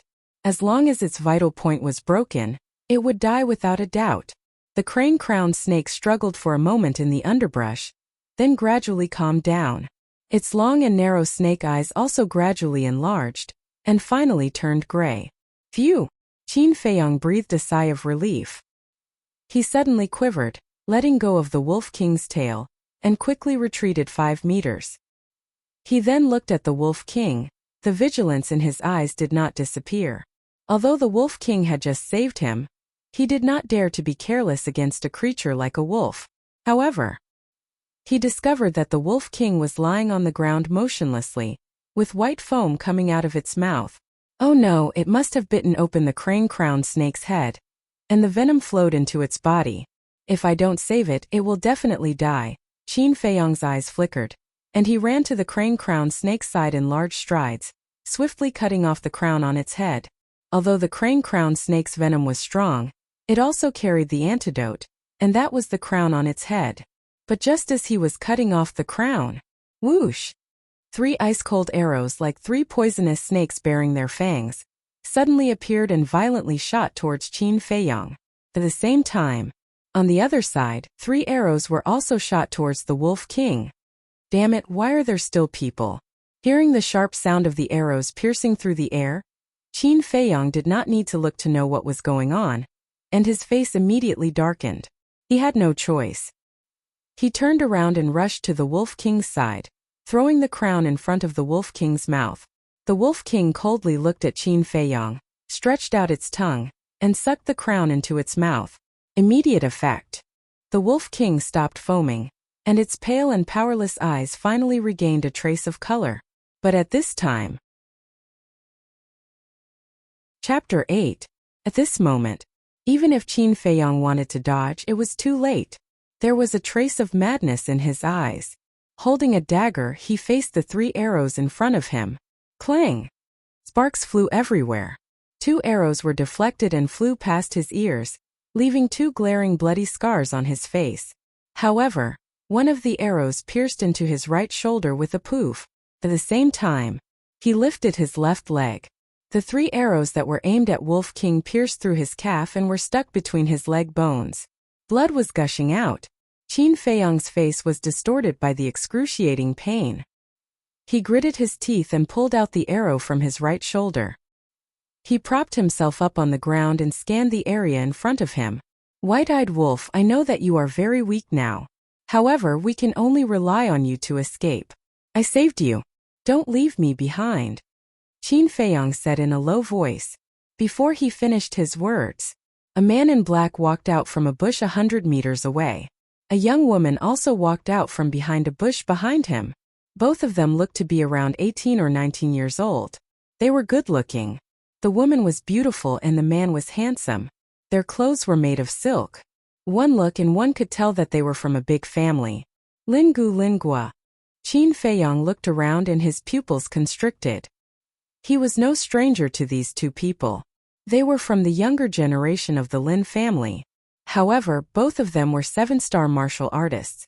Even if he was in his peak condition, he might not be their match, let alone now that he was injured.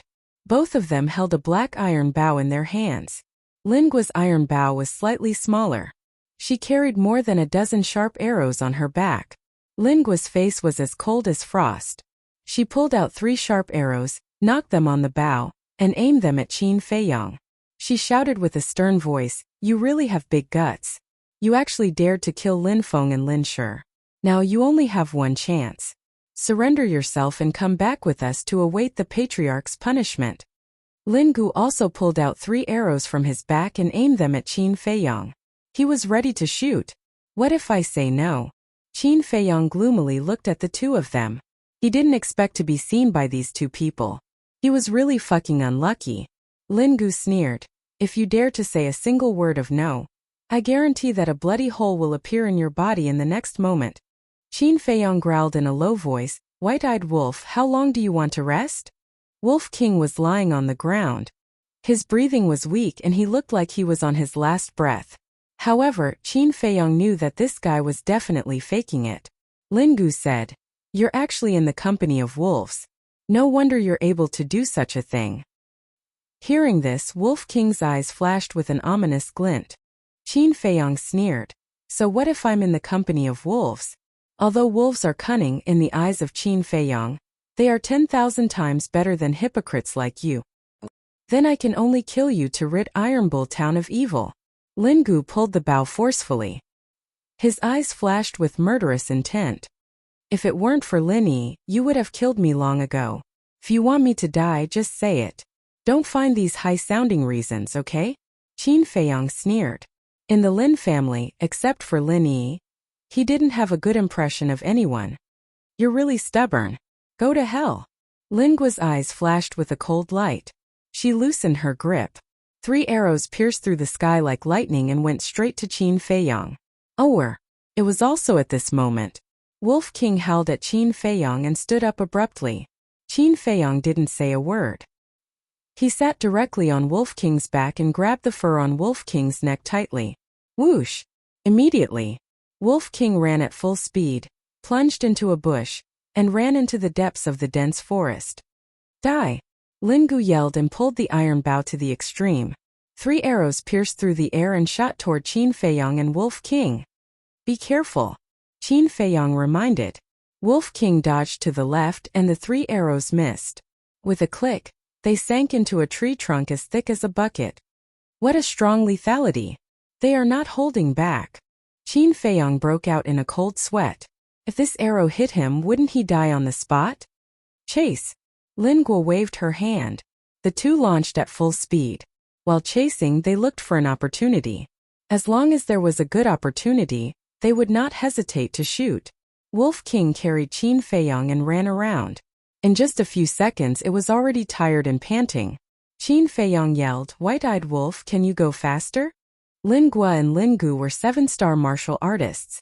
They were faster than them. If this continued, they would catch up with them soon. Upon hearing the yelling, Wolf King's eyes that were as big as copper bells suddenly showed a trace of anger. If it could speak, it would definitely fly into a rage on the spot and scold Qin Feiyang. You are comfortable on the top and don't have to do anything. But what about me? I have to carry a heavyweight like you. It is already very difficult for me to maintain this speed. How can I speed up? Of course, couldn't say these words out loud. In fact, Qin Feiyang weighed at most 110 kilograms. It was not considered a heavyweight. However, to Wolf King, who was covered in injuries and exhausted, it was no different from carrying a cow. Today you have nowhere to go. Qin Feiyang, stop struggling if you know what's good for you. Lin Guo and Lin Gu were murderous. As long as Qin Feiyang and Wolf King stopped, they would shoot them mercilessly. Qin Feiyang said coldly, Lin Guo, Lin Gu, wait and see. You will end up in a worse state than Lin Feng and Lin Gu. You are still so stubborn when you are about to die. Although Spirit Guo was a woman, she was full of hostility. She pulled the bow and released the arrow in an instant. Swoosh! Crack! The arrow shuttled through the void at an extremely fast speed, crushing shrubs and weeds one after another. Qin Feiyang only felt that the sharpness was bone-piercing. What is going on? However, at this moment, he could not care less about the arrow behind him. He looked ahead in shock and anger. It was actually a cliff. The most important thing was that Wolf King did not stop at all in the face of the cliff in front of him. White-eyed wolf, stop. I don't want to die yet. Don't, Qin Feiyang anxiously roared. But the Wolf King turned a deaf ear to him. Without any hesitation, it directly jumped off the cliff. White-eyed wolf, I hate you. Qin Feiyang's roar echoed from the bottom of the cliff and reverberated in the world for a long time. Lin Guo and Lin Gu stopped at the edge of the cliff and looked down with furrowed brows. What should we do? Lin Gu asked. We can't see the bottom. They will definitely die if they jump down like that. Lin Guo's lips curled and her gaze was incomparably cold. Lin Gu nodded and sneered. How dare they kill a disciple of the Lin family? Even if Qin Feiyang is dead, Qin Yuan will not let them off easily. Let's go and report to the family head. The 2 of them turned and entered the forest, disappearing without a trace in the blink of an eye. It's really hopeless now. I haven't returned to the great Qin Empire yet. White-eyed wolf, I know you're ruthless enough, but you don't have to do this. Now, Qin Feiyang could no longer care about the arrow wound on his right shoulder.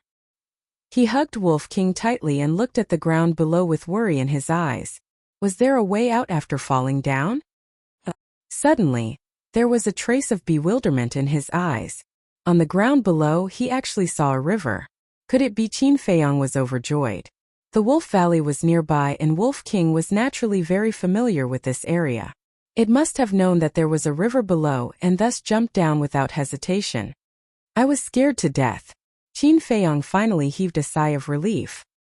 He fell to the ground and without any suspense, turned into a pile of minced meat on the spot.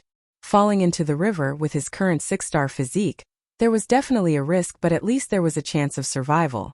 The only thing he had to pray for now was that it was not a river that was only a few meters deep or the bottom of the river was filled with reefs. If that was the case, he would still die. Dong! After a few breaths, a man and a beast were like two huge rocks. Both of them fell into the river, splashing up huge waves that were several meters high.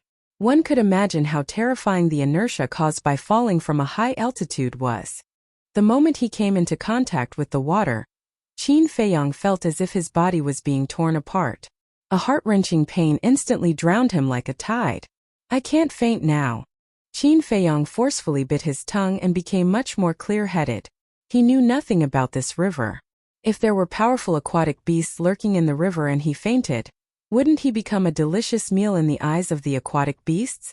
Even if there were no aquatic beasts, he would drown sooner or later if he sank like this.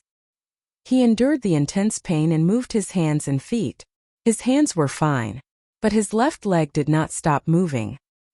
He widened his eyes to look and found that his left leg was fractured. The broken part was lacerated and blood dyed a large part of the river red. Fortunately, it's just a broken leg. Qin Feiyong breathed a sigh of relief. He gritted his teeth and swam towards the bottom of the river. Because the Wolf King had already fainted and was gradually sinking down, this river was very deep. At least until now, Qin Feiyong still had not seen the bottom of the river. Of course, the river water was also very clear. After he chased down, he grabbed Wolf King's tail and turned around, quickly swimming upwards. After living by the lake for 5 years, his swimming skills were naturally quite good. Even though he had a broken leg, his speed was not slower than an ordinary person. It was just that in the process of swimming, he had to endure an inhuman pain. After a dozen breaths, he finally surfaced and greedily breathed in the air. But his face immediately turned green. What he breathed in was not only air, but also a pungent fishy smell. An aquatic beast. His body trembled. A thought that almost made him despair crawled up in his mind. If he encountered an aquatic beast now, then only death awaited him and Wolf King. He carefully looked around and his gaze suddenly locked on to the left. On the surface of the water there was a huge body floating. Qin Feiyong's first impression was that he had encountered a huge monster. He looked up along the torso. When he saw the true appearance of the huge monster, his body suddenly froze and his face turned pale. That was not just a huge monster. He simply did not know how to describe it. It was a fish, but it was not an ordinary fish. It had already evolved into an aquatic beast. Only half of its body was exposed on the surface of the water, but it was as big as a house. It was hard to imagine how big its entire body was. Those dustpan-sized eyes flashed with a terrifying ominous glint, making Qin Feiyong's scalp almost explode. Chapter 9. The big fish stared at Qin Feiyong and Wolf King motionless. Qin Feiyong also did not dare to move. He was afraid of startling the big fish. One man and one fish stared at each other like this. The atmosphere was particularly solemn. About 100 breaths passed. Seeing that the big fish still did not move, Qin Feiyong carried Wolf King and slowly swam towards the shore. However, as soon as he moved, the big fish also moved. Splash! As soon as the big fish opened its mouth, the river water flowed backwards and crazily rushed into its mouth. Why am I so unlucky today? Qin Feiyong roared and disappeared into the big fish's wide mouth together with Wolf King. Dong! The big fish raised a wave of water and plunged into the bottom of the river, disappearing. The river water was like a waterfall, rushing Qin Feiyong and Wolf King into the big fish's stomach. Qin Feiyong was extremely anxious. If they really entered the big fish's stomach, not even their bones would be left. Moreover, the inside of this fish was very smelly, very fishy, and simply disgusting. He held his breath, turned his big hand into an eagle's claw, and pressed down hard. Puff! 5 fingers like steel needles pierced into the flesh. Qin Feiyong firmly clasped that piece of flesh and fixed his body. The other hand tightly grasped Wolf King's tail, preventing Wolf King from being washed away by the current. At the same time, At the bottom of the river, the big fish that was looking for prey also scurried around in pain. Qin Feiyang, who was in its stomach, was naturally spinning and his body swayed violently. If only that dagger was still here. Qin Feiyang was furious. When he fell into the river, the dagger fell out of his hand and sank to the bottom of the river. At that time he did not care about it. Who would have thought that just as he surfaced, he would encounter another big fish? Today was really a double whammy. After not going back for so long, he did not know if Uncle Yuan had gone to find him. Oh well. A wolf howl interrupted his thoughts. White-eyed wolf, you're finally awake. We're in a fish's stomach. Quick, think of a way to get out. Qin Feiyang was overjoyed, as if he had seen his family. In the past he had never thought that there would be a day where he would share life and death with a wolf. As the saying goes, the world is unpredictable. Wolf King scanned his surroundings, and his pupils constricted. Suddenly, its eyes flashed with a terrifying light. He opened his mouth wide and bared his fangs. He actually bit down and tore off a large piece of fish meat, chewing it with relish. You still have the mood to eat? Qin Feiyang's face darkened, blue veins popping out. Wasn't this guy a little too unreliable? Wolf King didn't pay any attention to him and continued to bite him. The intense pain was like a tidal wave, hitting every nerve in the big fish's body. It made even more noise. From time to time he would jump out of the water. From time to time he would dive to the bottom of the river. Sometimes he would crash into the riverbank. Not long after, its body was riddled with wounds and blood was flowing out. He didn't know how much time had passed. Anyway, Qin Feiyang felt that a few centuries had passed. The big fish finally stopped and floated weakly on the surface of the water. Blood dyed the river red. What's going on? Qin Feiyang was bewildered. Not only did the big fish stop swaying, but the water flowing down from the esophagus also became much smaller. Could it be that the big fish was sleeping? Awoo! Wolf King held at Qin Feiyang, signaling Qin Feiyang to climb up the esophagus. Qin Feiyang was puzzled. He let go of Wolf King's tail and struggled to climb up. Wolf King followed beside him. Not long after, the two of them climbed out of the esophagus and entered the big fish's wide mouth. The big fish's mouth was slightly open. They could clearly see the sunlight outside and the blood-red river water. Qin Feiyang was pleasantly surprised. He hurriedly limped over, bent down and climbed out, falling into the river. The pungent smell of blood came head-on, but he couldn't care less. He quickly swam towards the shore. The Wolf King's speed was not any slower than his. It climbed ashore in front of him and lay on top of a rock, gasping for air. After Qin Feiyang climbed ashore, he also sat down beside Wolf King. He looked at the big fish in the middle of the river with lingering fear. Suddenly, his eyes widened in shock and bewilderment. Why was the big fish bleeding? Its enormous body was similarly riddled with scars, without a single piece of skin intact? Oh! Wolf King howled with a trace of pride in his eyes. Qin Feiyang thought carefully and suddenly came to a realization. It turned out that Wolf King had been biting the fish not just to eat. Its biggest purpose was to make the big fish feel pain. Once the pain reached the point where it couldn't bear it, the big fish would go crazy and charge around in the river. As a result, it was left with injuries all over its body. Qin Feiyang gave a thumbs up and said with a smile, "White-eyed wolf, I didn't expect you to be so smart. How about it, let's be friends?" Wolf King's eyes revealed a trace of disdain. He got up from the rock, turned around and left without looking back. Qin Feiyang laughed involuntarily and waved his hand. "White-eyed wolf, see you later." Hiss! As soon as he finished, he grimaced and sucked in a breath of cold air. Before, he had been in a tense state, so he didn't feel any pain. But now that he relaxed, a strong pain came from his right shoulder and left leg. It was so painful that he broke out in a cold sweat. Right shoulder. There was a finger-sized bloody hole, penetrating from front to back and bleeding. Left leg. 3 arrows were still stuck between his leg bones. And when he fell into the river, his thigh was unfortunately fractured and his flesh was lacerated. Lingua, Lingu, new and old grudges, we will slowly settle them in the future. Qin Feiyang's eyes flashed with a cold light. He gritted his teeth and pulled out the 3 arrows with force. Severe pain. It made his face twist and he almost fainted. Poochie. He tore off the tattered clothes on his body. The 10 body-tempering pills and 10 gold coins in his arms fell to the ground one after another. He simply bandaged his wound, picked up the body-tempering pills and gold coins, and whispered, "Fortunately, I didn't fall into the river, or else this time's work would have been in vain." Every kind of pill had been specially processed. As long as it wasn't soaked in water for a long time, it wouldn't melt. There are countless wild beasts in the forest. In my current state, if I meet an adult wild beast, I will be at a disadvantage. I have to find a hidden place and heal my injuries first. Qin Feiyang glanced around and tore a piece of cloth from his pants. After wrapping the body-tempering pills and gold coins, he grabbed the 3 arrows beside him and used them as crutches. He got up and limped towards the dense forest. Iron Ox Town Lin family. Discussion hall. He actually dared to kill a member of the Lin family. This Qin Feiyang really ate the guts of a leopard. The head of the Lin family was furious and his killing intent was awe-inspiring. Lin Gu and Lin Gua stood aside respectfully. There were still 2 dead bodies lying on the ground. They were Lin Feng and Lin Shi. "Father, there must be some misunderstanding."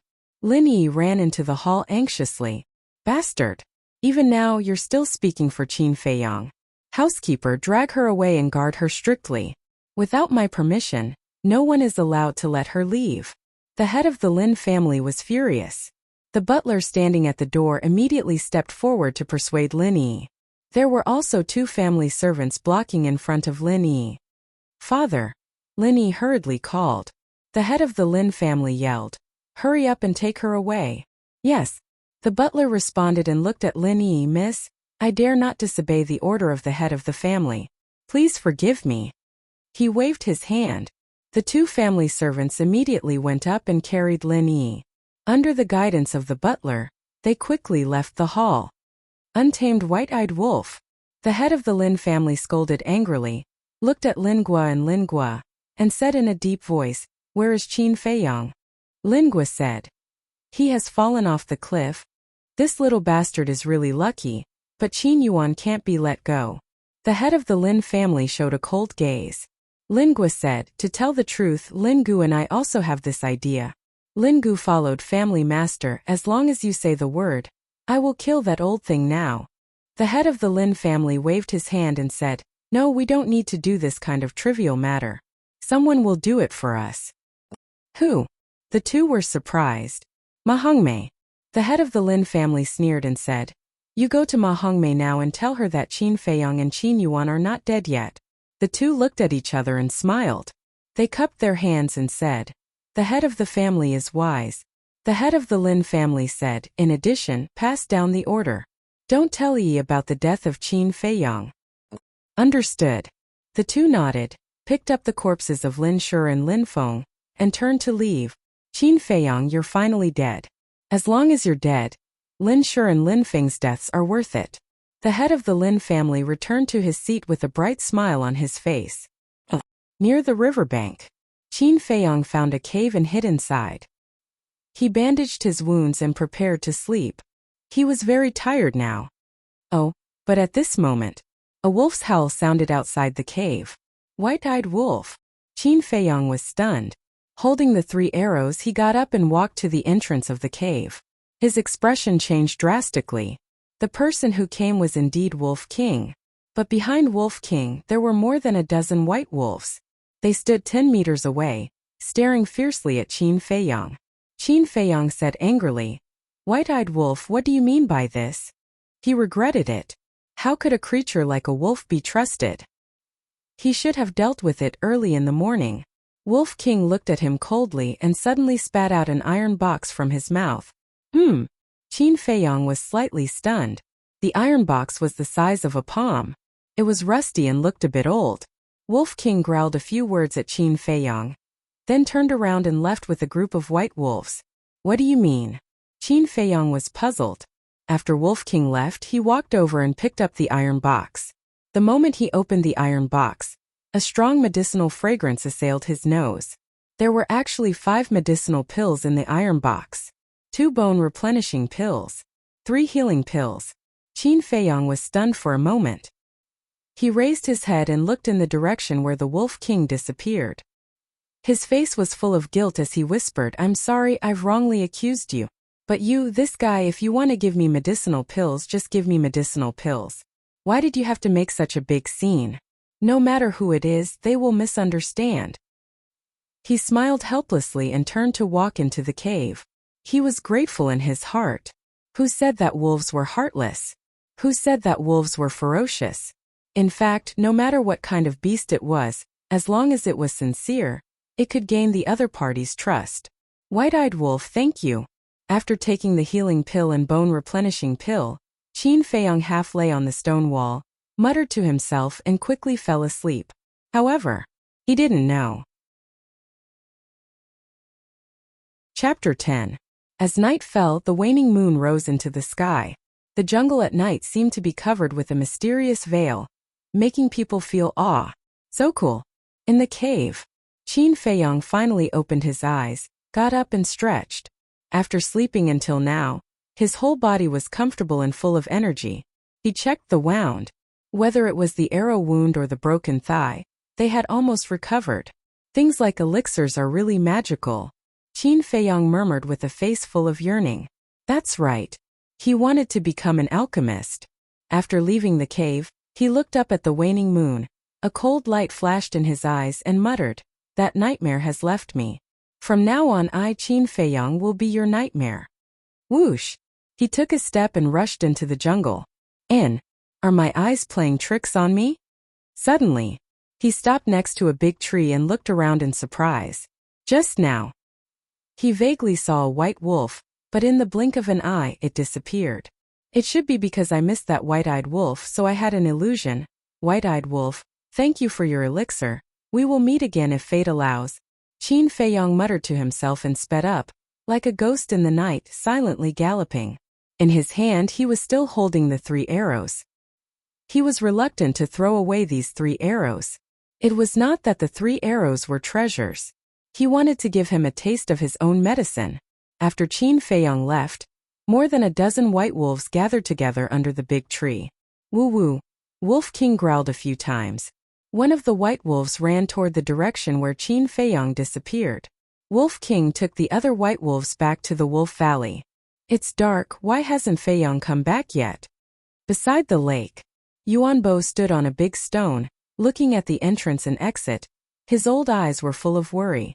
Suddenly, a black shadow rushed into the entrance. It's not Feiyang, it's him.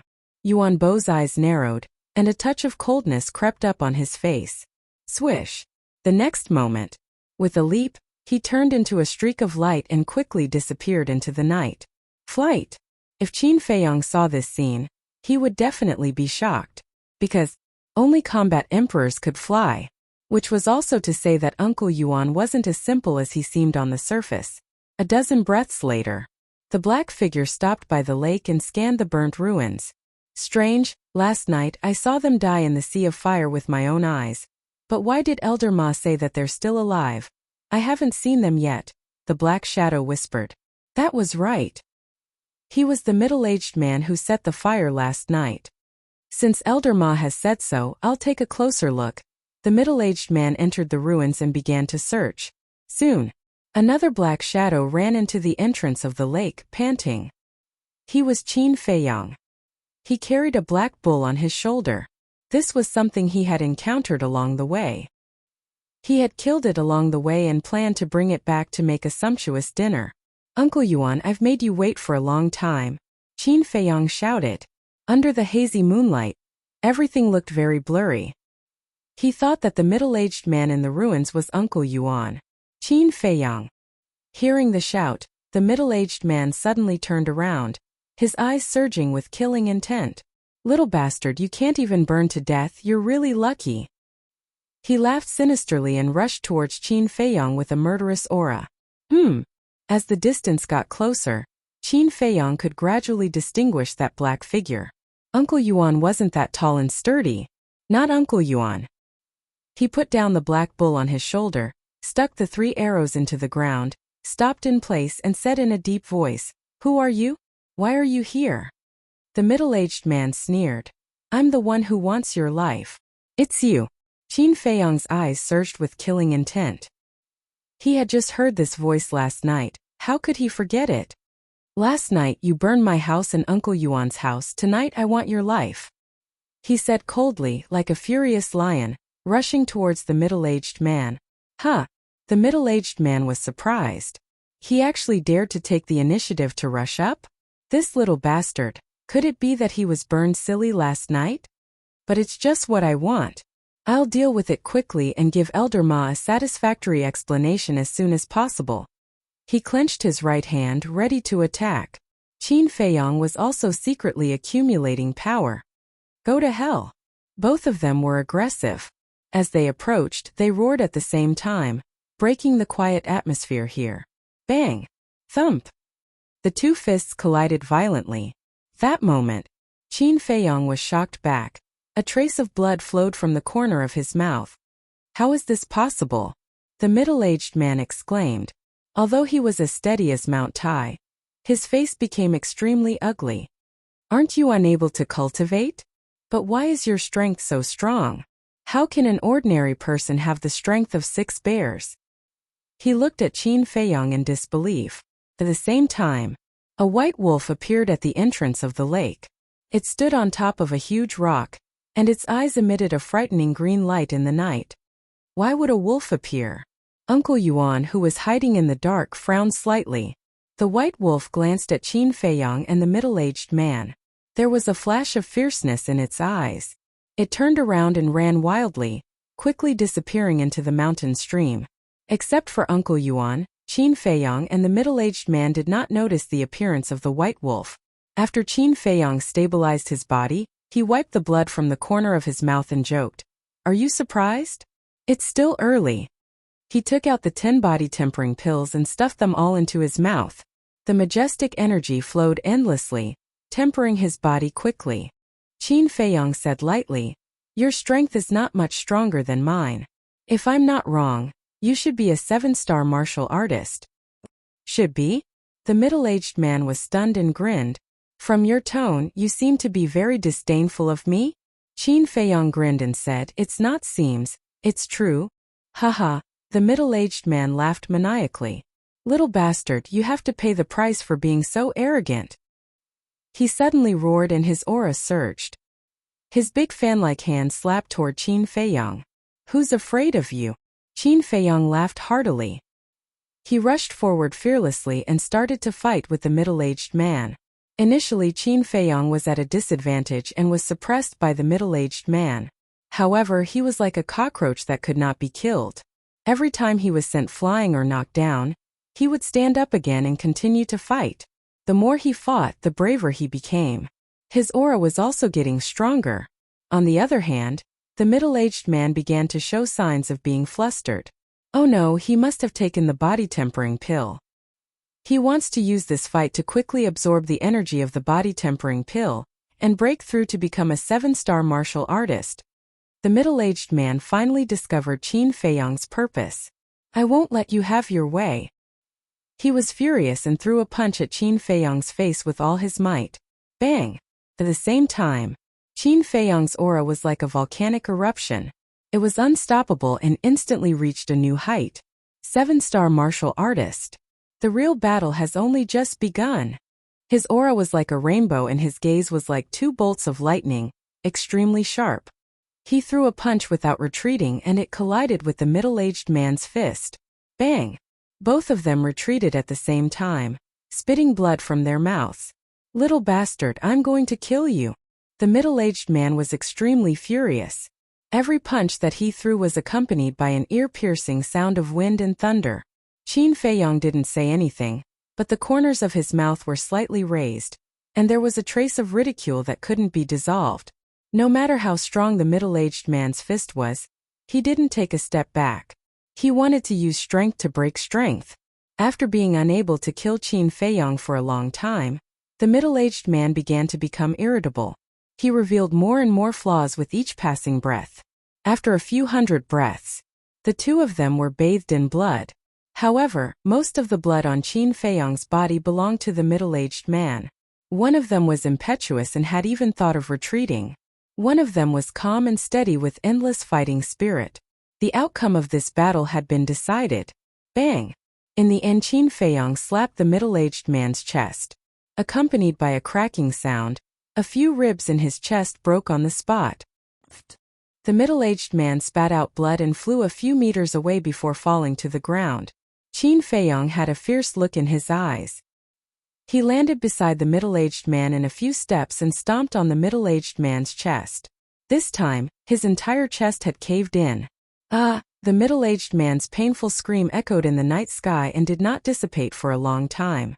Qin Feiyong looked at him condescendingly and said coldly, "Uncle Yuan said last night to kill you within 3 days.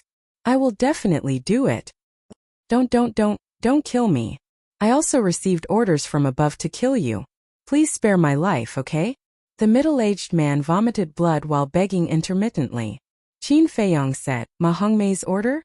The middle-aged man said, "It is indeed Ma Hongmei who wants to kill you, but there are still people above me. As long as you promise not to kill me, I will tell you everything. I must kill you. As for the people above you, I will kill one if one comes, I will kill two if two come." Qin Feiyong's domineering aura reached the clouds. His foot exerted force, and the middle-aged man's heart suddenly exploded. Blood splattered on the spot. "Feiyong, Uncle Yuan can finally be sure that you have really grown up." Uncle Yuan's voice sounded in the darkness. Qin Feiyong looked towards the direction of the voice. A black shadow walked out from behind a bush. "Uncle Yuan." He was overjoyed and hurriedly went up to greet him. Just now, he was afraid that Uncle Yuan had met with misfortune. Now that he saw Uncle Yuan safe and sound, he was relieved. Qin Feiyong lowered his head and blamed himself. "Uncle Yuan, I am sorry for making you worry again." Uncle Yuan laughed. "Silly boy, why are you apologizing to Uncle Yuan? You came back so late, you must have something to deal with. Uncle Yuan will not blame you." Qin Feiyong rubbed his head and said, "Thank you, Uncle Yuan." Uncle Yuan shook his head and laughed. He looked at the dead middle-aged man and said in a deep voice, "Feiyong, he is from the Black Demon Stronghold. The Black Demon Stronghold is an organization that specializes in assassination. Every member is a fugitive. As long as there is enough gold, no matter who it is, they will dare to kill." "Black Demon Stronghold?" Qin Feiyong raised his eyebrows and said, "Uncle Yuan means that Ma Hongmei gave the Black Demon Stronghold some benefits. That is for sure. The people of the Black Demon Stronghold are all ruthless people who only care about profits." Uncle Yuan laughed and continued, "But the Black Demon Stronghold is very honest. They have a rule. If someone does not complete the mission, they will continue to send people to assassinate until the target is dead." Chapter 11. Qin Feiyong's eyes darkened. Uncle Yuan's meaning was already very clear. The Black Demon Stronghold would still send people to assassinate him. Uncle Yuan asked Feiyong, "What are you going to do?" "I'll borrow your words, counter soldiers with arms, water with an earthweir." Qin Feiyong raised his head to look at the waning moon, his eyes bursting with a strong cold light. Uncle Yuan nodded, very pleased. "This is for you." Uncle Yuan took out a white dagger from his chest. But outside the dagger, there was a wooden sheath similar to a sword sheath. This wooden sheath was just cut by Uncle Yuan. Qin Feiyong took it in his hand, gently pulled out the dagger, carefully looking at every place. The dagger was as white as jade. Every part was carefully polished and carved. If he did not personally experience it, Qin Feiyong would definitely think that it was just a beautiful ornament. "This dagger is called Chang Shui. It can cut iron like mud. It will be of great help to you in the future. You must take good care of it," Uncle Yuan warned. Qin Feiyong nodded, puzzled. "Uncle Yuan, where did you put this dagger before?" Uncle Yuan smiled. "The dagger and the marrow cleansing pill. I used to put them in that secret room. No wonder I've never seen it before." Qin Feiyong suddenly realized, looked up at Uncle Yuan, said, "Uncle Yuan, now can you tell me, why do you have the marrow cleansing pill? And why do you have this dagger? Do you know why those people in the capital want to harm me?" Uncle Yuan's eyes flashed, smiled. "Feiyong, wait until you're 16 years old. Then I'll tell you everything." Qin Feiyong frowned. 3 days later, he would be 15 years old. There was still a whole year before he was 16 years old. What was Uncle Yuan hiding? Why didn't he tell him? Uncle Yuan took out the jade box, smiled. The rest of the bone replenishing pill and healing pill, I'll give it to you. Qin Feiyong received the jade box, looking at Uncle Yuan without blinking. In the end, he secretly sighed, giving up the idea of asking, because he had already seen that Uncle Yuan did not intend to tell him at all. Uncle Yuan, wait a moment. I'll cook for you. Qin Feiyong started a bonfire and ran to the black bull. He pulled out the chong shui and cut off one of the bull's legs. Uncle Yuan's face twitched. This brat really didn't know the value of chong shui. Meanwhile, a man and a woman, each holding an iron bow, galloped towards the lake under the moonlight. It was Lin Gu and Lin Gua. However, they didn't enter the entrance. They concealed themselves on a mountaintop, looking towards Qin Feiyong and Uncle Yuan. Qin Feiyong didn't die? Their expressions changed instantly. That's impossible. We saw him fall from the cliff with our own eyes. Lin Gu muttered, his face full of disbelief. Not only is Qin Feiyong not dead, but Qin Yuan is also not dead. What is going on with Ma Hongmei? Lin Gua frowned. Lin Gua, look, isn't there a corpse lying beside them? Lin Gu was surprised. The bonfire burned brightly, illuminating the land. It's indeed a corpse. It's just that it's too far away so I can't see it clearly. But I'm sure that person was sent by Ma Hongmei. Lin Gua said in a low voice. Even the person sent by Ma Hongmei died here. Could it be that Qin Feiyong and Qin Yuan? Lin Gu couldn't help but think of the scene during the day. His whole body suddenly turned cold. The fact is already very obvious. Whether it's Qin Feiyong or Qin Yuan, they aren't simple characters. You stay here and monitor them. I'll go back and report to the family head. If I don't come back in an hour, you go back by yourself. Lin Gua whispered. Lin Gu nodded. Lin Gua looked at Qin Feiyong and Qin Yuan. Her eyes flashed and she quietly got up. However, when she turned around, she suddenly froze in place. Why aren't you leaving? Seeing Lin Gua not moving, Lin Gu turned his head and asked in confusion. But, the next moment, his face instantly turned pale. They seemed to have seen something inconceivable. At the foot of the mountain, they didn't know when, but there were many pairs of green eyes. At first glance, it was like clusters of ghost fire flickering. It was extremely frightening. Wolves. Lin Gua and Qin Yuan trembled. Only the eyes of wolves would emit green light at night. 1 wolf, 10 wolves. More than 50 white wolves stood side by side at the foot of the mountain, cutting off their retreat. The eyes of the Wolf King, who was leading the pack, were filled with hatred. All of a sudden, it raised its head and howled at the waning moon in the sky. The more than 50 white wolves behind it immediately took a step forward, pressing up the mountain step by step. Wolf howl. Beside the bonfire. Uncle Yuan frowned. It's him. However, Qin Feiyong suddenly got up and turned to look at the entrance. Uncle Yuan, you stay here and don't move. I'll go take a look. He left behind a sentence and ran in front of the black bull.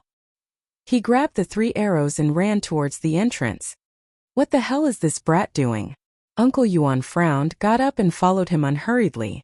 On the top of the mountain, Lin Gu looked at the pack of wolves and said anxiously, Lin Gua, what should we do now? They had already recognized it. The Wolf King in the lead was the wolf that was with Qin Feiyong during the day. Although both of them were 7-star martial artists, they couldn't help but feel nervous in the face of more than 50 ferocious wolves. The nature of wolves is cunning and treacherous. They will seek revenge for the smallest grievance. We seriously injured it during the day. Now, it will definitely not give up easily. To catch bandits, one must first catch the leader. Let's shoot that Wolf King first. Lin Gua's eyes were filled with murderous intent. She took out 3 arrows from the quiver behind her back. She pulled the bow and loaded the arrows. Whoosh! 3 arrows whizzed out, carrying a shocking sharpness, and shot towards the Wolf King. The Wolf King's eyes flashed with an ominous glint. It exerted force with its 4 limbs and leaped several meters into the air. The 3 arrows brushed past its body and hit a large rock. Sparks flew in all directions and an ear-piercing metallic sound reverberated. Die! But Lin Gu seized the opportunity and quickly shot an arrow when the Wolf King landed on the ground. The Wolf King was in mid-air, and there was no way to dodge this arrow. In the nick of time, A white wolf rushed into the air and blocked the arrow for the Wolf King. It died on the spot. Bang! It fell to the ground and rolled down the slope towards the foot of the mountain, crushing a large patch of weeds and shrubs. Roar!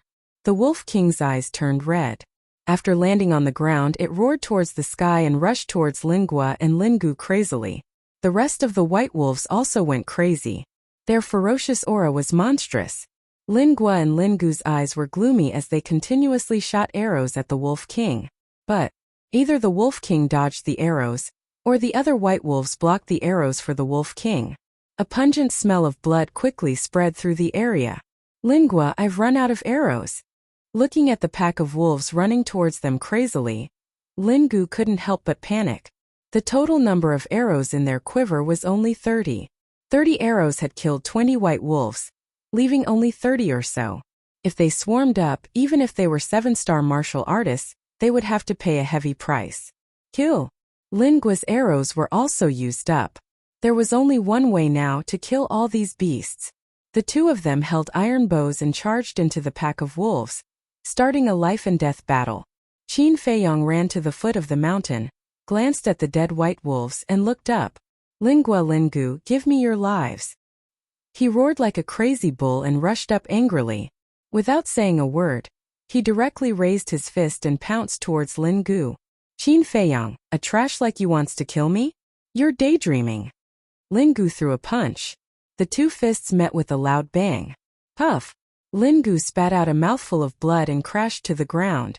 How is this possible? His eyes were filled with disbelief. At the same time, Qin Feiyong was also forced back. However, he grabbed a bush and stabilized his body. Like the incarnation of a hungry wolf, he pounced on Lingu while Lingu was distracted. The 3 arrows in his hand pierced into Lingu's right shoulder fiercely. Poochie! Blood splattered in the sky. The heart-wrenching pain made Lingu scream endlessly. Qin Feiyong pulled out the 3 arrows and turned to pounce on Lingua. The few white wolves beside him swarmed forward and mercilessly tore Lingu apart. The scene was extremely bloody. It was too horrible to look at. He's actually a 7-star martial artist? Lingua's eyes also revealed a look of horror. Looking at Qin Feiyong, who was pouncing crazily with a face full of murderous intent, she suddenly felt very unfamiliar. Suddenly, a white wolf pounced forward, bit her arm and pulled her to the ground. Lingua, your time of death has come. Qin Feiyong roared. The moment he pounced, the 3 bloody arrows in his hand suddenly pierced into Lingua's calf. He had said before that he would give them a taste of their own medicine. Lingua screamed in pain. She waved the iron bow in her hand wildly. A few white wolves that were about to rush forward were beaten until their heads were bleeding. Qin Feiyong's shoulder also suffered a blow. His skin and flesh were lacerated. Qin Feiyong, I'm going to kill you. Lingua's face was ferocious. She raised the iron bow high and smashed it toward Qin Feiyong's head.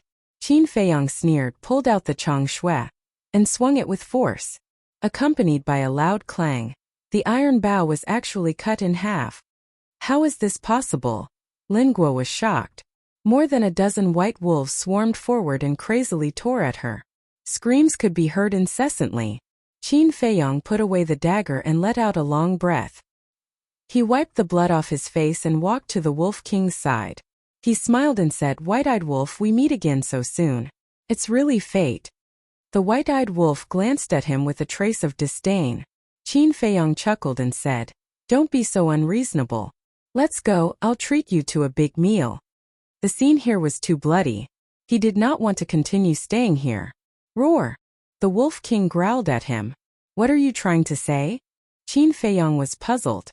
The Wolf King growled a few more times. Seeing that Qin Feiyong still did not understand, he simply howled and led more than 30 white wolves to the foot of the mountain ferociously, leaving Qin Feiyong with a proud back view. Don't go! Qin Feiyong hurriedly shouted.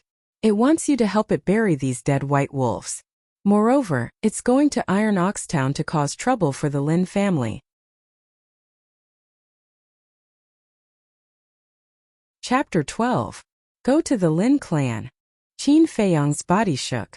Uncle Yuan walked to Qin Feiyong's side and shook his head. Wolves are very vengeful creatures.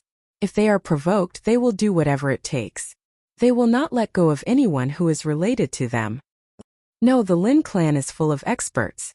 Once they enter the Iron Ox town, they will die. I have to stop them. Uncle Yuan, help me bury them. Qin Feiyong left behind these words and chased after the pack of wolves with swift steps. Uncle Yuan reached out his hand and wanted to stop Qin Feiyong. However, he swallowed the words that were about to come out of his mouth. Wolves are not only cold-blooded, but also proud. Feiyong, this child, dares to be friends with wolves. This courage is incredible. Why don't we let him go? Maybe he can create a miracle. Uncle Yuan whispered. Seeing Qin Feiyong grow stronger day by day, he was happy from the bottom of his heart. White-eyed wolf, wait for me. Qin Feiyong's shout suddenly sounded in the forest, startling a flock of birds. The Wolf King turned around and looked at him. Then with a low growl, it brought the wolves to a stop. Qin Feiyong quickly caught up and stopped in front of Wolf King. He shook his head and said, White-eyed wolf, you can't go to the Iron Ox town. Wolf King grimaced and looked at him fiercely. Even if you stare at me, I will stop you. The Lin clan has hundreds of martial artists and 10 one-star martial masters. The head of the Lin clan is even a 2-star martial master. With your strength, you are not enough to fill the gaps between their teeth. Besides, other than the Lin clan, the Iron Ox town also has the Zhao clan. The Zhao clan's foundation is not inferior to the Lin clan's. There is also the Dan Hall and the Martial Arts Hall. These two forces are even stronger than the Zhao clan and the Lin clan. If you barge into the Iron Ox town like this, they will not sit still. Not only you but the whole wolf pack will be annihilated. Qin Feiyong said in a deep voice. The Wolf King lowered his head, a thoughtful look in his eyes. Qin Feiyong rolled his eyes and said with a sly smile, If you really want to vent your anger, let's go to another place. Wolf King raised his head and looked at him with a puzzled expression. Let's go to the Black Demon stronghold. Qin Feiyong said word by word. Wolf King's pupils contracted, as if he was afraid of this place. Qin Feiyong said, If you dare to go to Iron Ox town, don't tell me you don't dare to go to Heimojai? The Wolf King seemed to have been provoked. A hint of viciousness crawled up from its bell-sized eyes. It turned around and growled at the 30 or so white wolves. The white wolves also growled a few times at Wolf King, then turned around and ran towards the direction of the Wolf Valley. Wolf King turned around and looked at Qin Feiyong with a hint of provocation in his eyes. Qin Feiyong gave him a thumbs up and said with a smile, Wolf King is indeed Wolf King. But do you know where Heimojai is? Wolf King nodded. Qin Feiyong was overjoyed and hurriedly said, Lead the way. Whoosh! A man and a wolf galloped towards the south. When he learned from Uncle Yuan that Heimojai would continue to send people to assassinate him, Qin Feiyong had already conceived the idea of eliminating Heimojai. But he knew, with his current strength, he could not deal with those outlaws who killed without batting an eye. So this time he only wanted to teach Heimojai a lesson. He wanted to let the people of Heimojai know that he, Qin Feiyong, was not to be trifled with. Compete in ruthlessness? He could be more ruthless than anyone. Compete in craziness? He could be crazier than anyone. If there was a chance to wipe out Heimojai, he would definitely not be polite. 2 hours later, Qin Feiyong and Wolf King stopped on the shore of a river and looked across the river. On the opposite shore there was a stone tablet, 3 meters high and 1.5 meters wide, engraved with 2 lines of large words. Unannounced. Not allowed to enter. Under the stone tablet there was a pile of bones. Under the hazy moonlight it looked a little creepy. Behind the stone tablet, it was a dense forest giving off a gloomy atmosphere. Do you think I'll be afraid of a pile of bones? Qin Feiyong sneered and was about to cross the river. But Wolf King bit his pants and did not let him enter the water. What are you doing? Qin Feiyong lowered his head and looked at it in puzzlement. Wolf King rolled its eyes as if it wanted to say something, but it did not know how to express it. Finally, simply howled. Then it quickly turned around and hid in the grass. Qin Feiyong's face changed. He hurriedly ran to Wolf King's side and lay in the grass. He found that Wolf King's eyes were fixed on the other side of the river. He also looked at the opposite side. In less than 5 breaths, 2 black shadows ran out from the forest behind the stone tablet. At the same time, Wolf King closed its eyes. Because its eyes would emit a green light in the dark, it was easy to be noticed. Qin Feiyong also finally understood that Wolf King was reminding him that there were sentries in the forest and to be careful. The two black shadows stopped in front of the stone tablet and suspiciously glanced at Qin Feiyong's side. I clearly heard a wolf howl just now. Why didn't I find a wolf? Maybe it's just a passing wolf. Let's go back. There are traps everywhere here. Even if a wolf really comes, we don't need to do anything. That's true. Let's go and continue drinking. The two turned around and entered the forest. Trap. Qin Feiyong was awe-inspiring. It seemed that this black demon stronghold was a dragon's pool and tiger's den. White-eyed wolf, it's not too late if you regret it now, Qin Feiyong whispered. Wolf King opened its eyes, got up and turned around to leave. Hey, you're really leaving? So unloyal? Qin Feiyong was anxious. Wolf King turned around and grinned at him. Qin Feiyong was stunned. Was this white-eyed wolf flirting with him? Being flirted with by a wolf? This feeling was really good. A man and a wolf tiptoed into the river, swam to the other side, and climbed ashore stealthily. Qin Feiyong pulled out the Chong Shui and warned Wolf King, be careful. Next, the man and the wolf didn't dare to be distracted. Every step they took, they had to check in advance to see if there were any traps. It could be said that they were treading on thin ice. Their hard work paid off, and they safely arrived at a wooden house. The wooden house was built with wooden sticks and was very simple. Even the candlelight inside could be seen. There was a burst of noise coming from inside. Qin Feiyong looked inside through a gap. It was the two people who were drinking inside. The strength of the people guarding here shouldn't be very good, Qin Feiyong secretly analyzed. Generally, they were small fries who didn't have the ability to carry out the task and were sent here to guard. So these two people were definitely weaker than the middle-aged man. This point, Qin Feiyong gave the Wolf King, who was beside him, a meaningful glance. Then he quietly walked towards the door. After arriving at the door, a man and a wolf looked at each other, and a cold light emerged in their eyes. Whoosh! The two rushed into the wooden house at the same time. Qin Feiyong's target was the man on the left. His big hand reached out like lightning. Like an iron clamp, he grabbed the man's neck tightly, preventing him from opening his mouth to report. Wolf King was extremely fierce. He directly pounced, opened his bloody mouth, and bit the throat of the man on the right. He died on the spot. He didn't even have time to scream. Qin Feiyong was also shocked and broke out in cold sweat. This white-eyed wolf was too fierce. If there was a time when he wasn't paying attention, she would bite his neck. He couldn't help but feel scared. As for the man whose throat was grabbed by Qin Feiyong, he was even more scared. Phew! Qin Feiyong secretly exhaled and asked, "Do you want to live?" The man nodded vigorously. "If you dare to make a sound, I'll crush your throat." Qin Feiyong's eyes flashed with killing intent. He loosened his grip slightly, and the man gasped for breath. Qin Feiyong said, "How many people are there in the Black Demon stronghold? How strong are they? What do you want to do?" The man looked at him in surprise. Qin Feiyong said, "It's none of your business. Tell me." Okay, I'll tell you. Help." The man nodded repeatedly but suddenly shouted for help. But Qin Feiyong was already prepared. Just as the man opened his mouth, his big hand exerted force and directly crushed the man's throat. These people are indeed fugitives. Qin Feiyong was quite annoyed. He squatted on the ground and groped the two men. "Hey!" Suddenly, his eyes lit up. From the arms of the man on the left, he took out a map. Putting it in front of the candle and looking at it carefully for a while, Qin Feiyong was overjoyed. This was actually a map of traps. All the traps in this forest were clearly marked on it. At the same time, he was surprised again. There were too many traps in the forest. Without this map, he and Wolf King would not have been able to reach the Black Demon stronghold.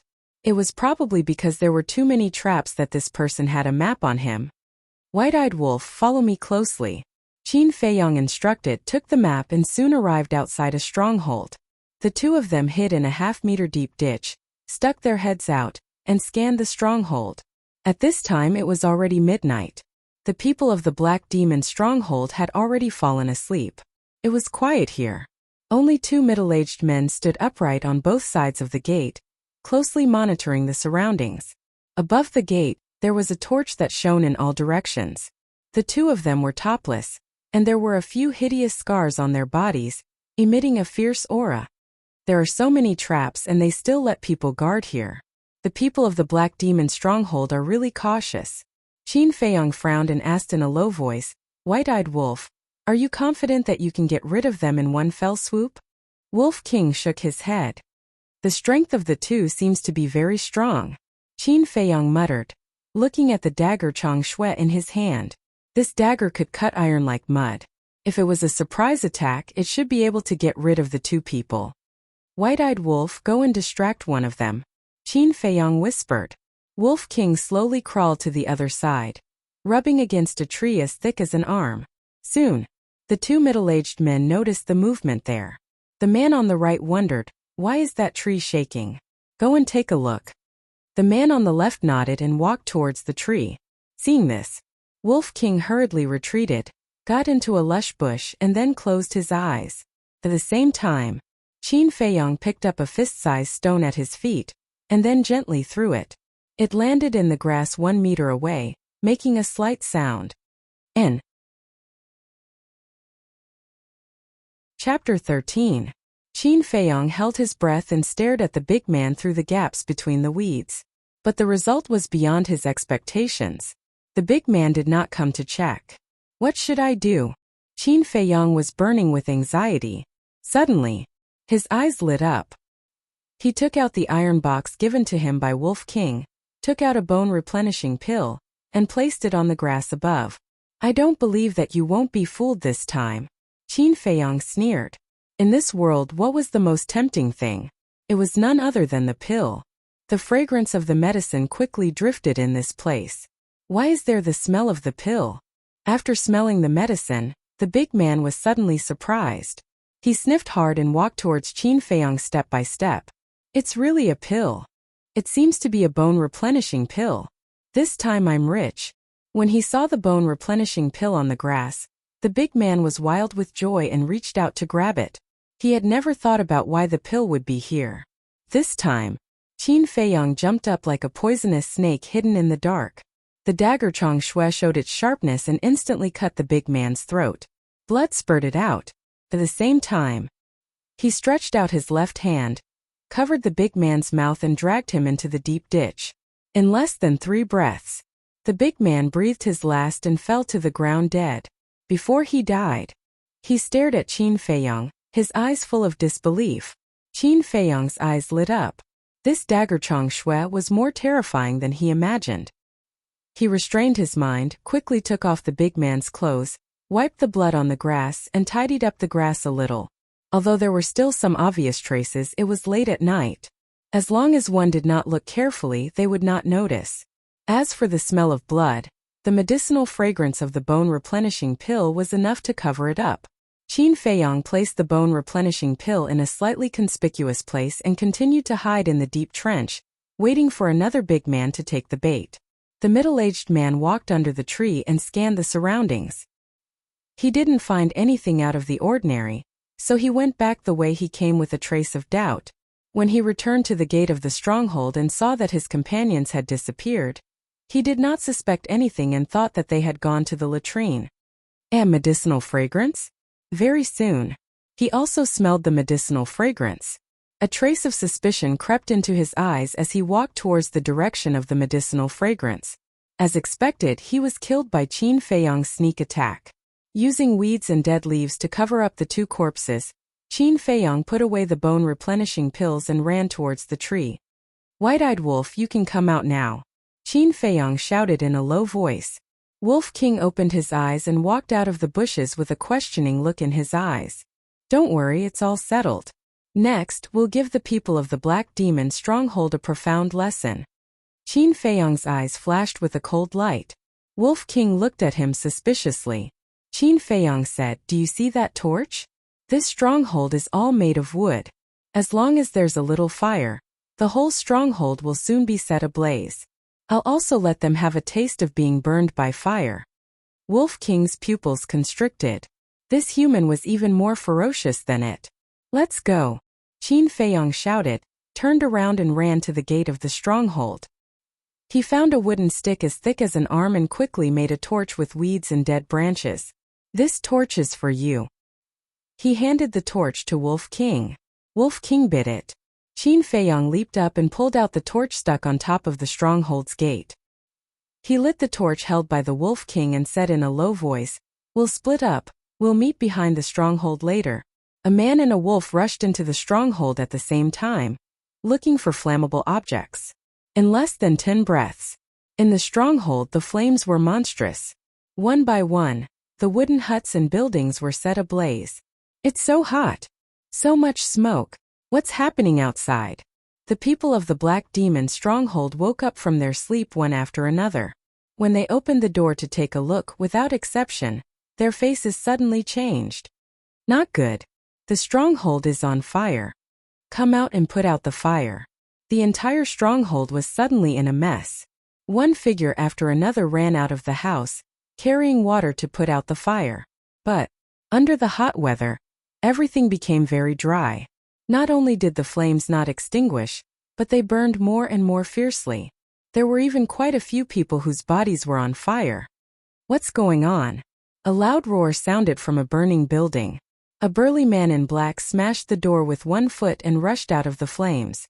"Leader, I don't know what's going on, but the stronghold suddenly caught fire. A few of our brothers have been burned to death." Cough cough, leader, think of a way. A group of people surrounded him, extremely flustered. The burly man scanned his surroundings, his face extremely gloomy. The entire stronghold had almost turned into a sea of fire, trapping them inside. This is not a natural fire. If it's a natural fire, it's impossible to be on fire on all sides. This is man-made. Someone wants to set us on fire. Who the hell is it? Get out of here. The burly man roared. "Leader, I just saw a wolf." "Leader, I also seem to have seen an unfamiliar figure." The two killers ran to the burly man and said anxiously, "Where are they?" The burly man was furious. "The smoke is too thick, we can't see clearly." The two shook their heads. "Damn it, find them. How dare they come to burn our Black Demon stronghold? I swear I won't stop until I tear them into pieces." The burly man roared. "Ah, master, please save me." But before he finished speaking, a few screams were heard. A few killers were shrouded in flames as they ran toward the leader and his group while crying for help. "Leader, let's take our brothers and retreat first. It won't be too late to find them after we escape." A slightly older man in black stood out and said to the burly man. This person seemed to have some prestige in the Black Demon stronghold, and the others nodded in agreement. The burly man gritted his teeth and nodded. "All right, you take everyone and escape. What about you?" the old man in black asked. "The wealth we accumulated over the years is all in the cellar. I'm going to take it all out." Wisps of white light emerged from the burly man's body and covered his entire body. After saying that, he turned around and rushed into the building without looking back. "Don't worry, the leader has true chi protecting his body. The flames won't hurt him in a short period of time. Come with me." The old man in black roared and waved his palm forward. A stream of true chi spurted out from his palm and forcefully separated the sea of flames in front of him. The survivors of the Black Demon stronghold followed behind the old man in black and quickly fled outside. As for those who were burned by the flames, they didn't even look at them and acted extremely indifferent. Behind the stronghold, on a small hill, Qin Feiyong and Wolf King lay in the grass and looked at the Black Demon stronghold covered in flames with a trace of pleasure in their eyes. Burning the Black Demon stronghold was too satisfying. Qin Feiyong looked at the changshui in his hand and a cold light flashed in his eyes. He turned to Wolf King and said, "White-eyed wolf, do you want to play a big game?" Wolf King looked at him in confusion as if asking how. Chapter 14.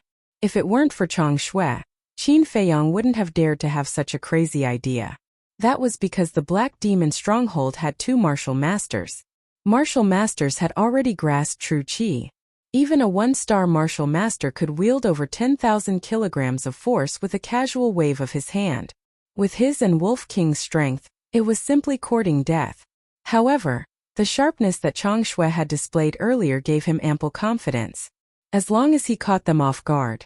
Killing a martial master wasn't a fantasy. Wolf King looked at him in shock. Seeing the determination in Qin Feiyang's eyes, it hesitated for a moment before nodding heavily. Since he was going to go crazy, he might as well go completely crazy for once. Qin Feiyang turned his head to look at the forest behind him. There was a mountain range in the distance that stretched out endlessly. It was estimated to be a few thousand meters long. His eyes flashed slightly. He took out the map of the traps and looked at it carefully. The Black Demon stronghold is surrounded by traps within a radius of 500 meters. If I launch a guerrilla attack here, it seems that I can't go all out. It seems that I have to lure them into that mountain range and destroy them one by one. Black Demon stronghold, even if I can't annihilate all of you tonight, I will still make you suffer great losses.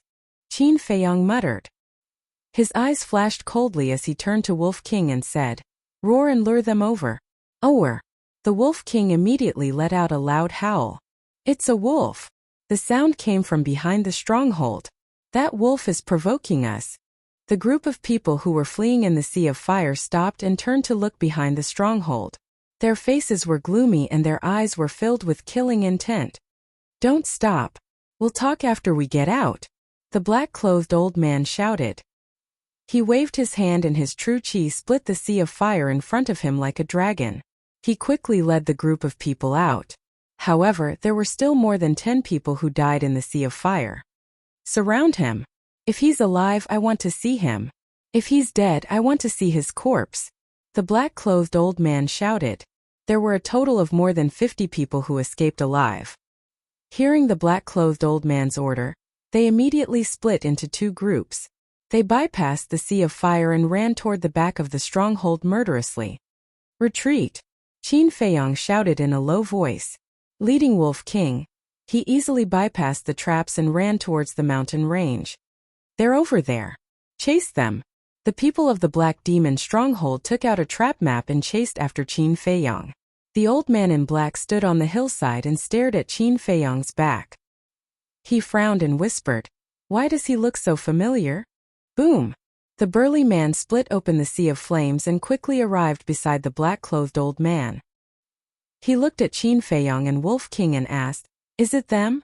"That's right, they seem to be provoking us." The old man in black sneered. "Provoke us? They really don't know what's good for them." "Wait, how did they know the location of the trap?" The burly man frowned. Every time they reached a trap, the man and the wolf would go around it. It was as if they knew the traps like the back of their hands. "If I'm not wrong, the 2 sentries have been killed by them. The trap map must have fallen into their hands, but this is no longer important." The old man in black sneered and asked, "Leader, are the treasures lost?" "They're all here. But fortunately I got there in time. Otherwise they would all be burned." The burly man patted the Qianquan bag tied to his waist. The old man in black glanced at the Qianquan bag and sneered, "Since they provoked us, we'll do as they wish. Let's go." The 2 of them took large strides and chased after Qin Feiyang and his companion with strong killing intent. At this moment, Qin Feiyang and Wolf King had already left the range of the trap and turned to look at the pursuers behind them. "Keep chasing if you have the guts." Qin Feiyang laughed mischievously. "Ow!" Wolf King also howled, full of provocation. "Don't run if you have the guts." A short middle-aged man roared angrily. "Hurry up, don't let me wait for too long." Qin Feiyang smiled playfully and turned to run towards the mountain range with Wolf King. Including the leader of the Black Demon stronghold and the old man in black, there are a total of 53 people. White-eyed wolf, looks like we're going to have a massacre tonight. Ow ow. A man and a wolf looked at each other and quickly disappeared into the mountain range. After a few dozen breaths, the people of the Black Demon stronghold also entered the mountain range one after another. They stood at a high point and scanned the dense forest in front of them. "Where are they?" The burly man and his companion rushed over and frowned. "They're gone. They're probably hiding and preparing to play guerrilla warfare with us." "Leader, why do I feel like that kid looks familiar? I remember now. He's that Qin Feiyang, the person that the Pill Hall's elder Ma wants to kill." "Didn't they send someone to kill him? Did they fail?" Everyone was surprised. The old man in black said, "They must have failed. Otherwise he wouldn't appear here." Looks like he's here for revenge. Since they're here, don't even think about leaving alive. Quickly go and find them. Even if we have to turn this mountain range upside down, we have to find them. The burly man shouted coldly with a murderous aura. Let's go. The 51 people were like hungry wolves going down the mountain. They entered the dense forest in twos and threes and started a carpet search. After a few hundred breaths, 2 middle-aged men entered a small forest to search. What do you think this Qin Feiyong is capable of? He actually dares to come and burn down our black demon stronghold? I'm also puzzled. Doesn't he know that every member of our black demon stronghold is an assassin that makes people tremble in fear? The two of them chatted as they searched. Suddenly, Qin Feiyong jumped down from a tree. The chong shui in his hand revealed its sharpness and directly pierced into the skull of one of them. That person screamed and died on the spot. His companion beside him was shocked. He turned his head and saw Qin Feiyong smiling at him. Qin Feiyong is here. At the same time he shouted, he threw a punch at Qin Feiyong. Crash. The withered branches and rotten leaves beside him were suddenly lifted. Wolf King flew out, full of hostility. It bit that person's ankle and pulled hard. Caught off guard, that person cried out in alarm and immediately fell down. Qin Feiyong held the chong shui and fiercely pierced into the back of that person's head. There was no suspense. That person's blood splattered on the spot. Happy cooperation. Qin Feiyong wiped the blood on his face and grinned at Wolf King. Wolf King also growled excitedly. Let's go. After pulling out the chong shui, the man and wolf quickly disappeared. After a dozen breaths, accompanied by hurried footsteps, 3 ferocious-looking burly men ran over quickly.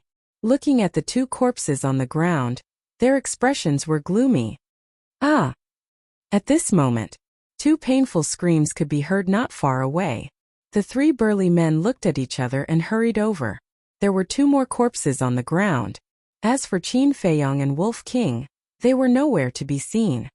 They are all 7-star and 8-star martial artists. Elder Ma said that Qin Feiyong is just a good-for-nothing who can't cultivate. That White Wolf's ability is only equivalent to a 6-star martial artist. How did they do it? Look, there is a neat wound on their head and chest. Seems to be caused by a dagger. It seems that Qin Feiyong has a very frightening weapon in his hands. The 3 burly men scanned the surroundings. There was a gleam in their eyes. That was greed.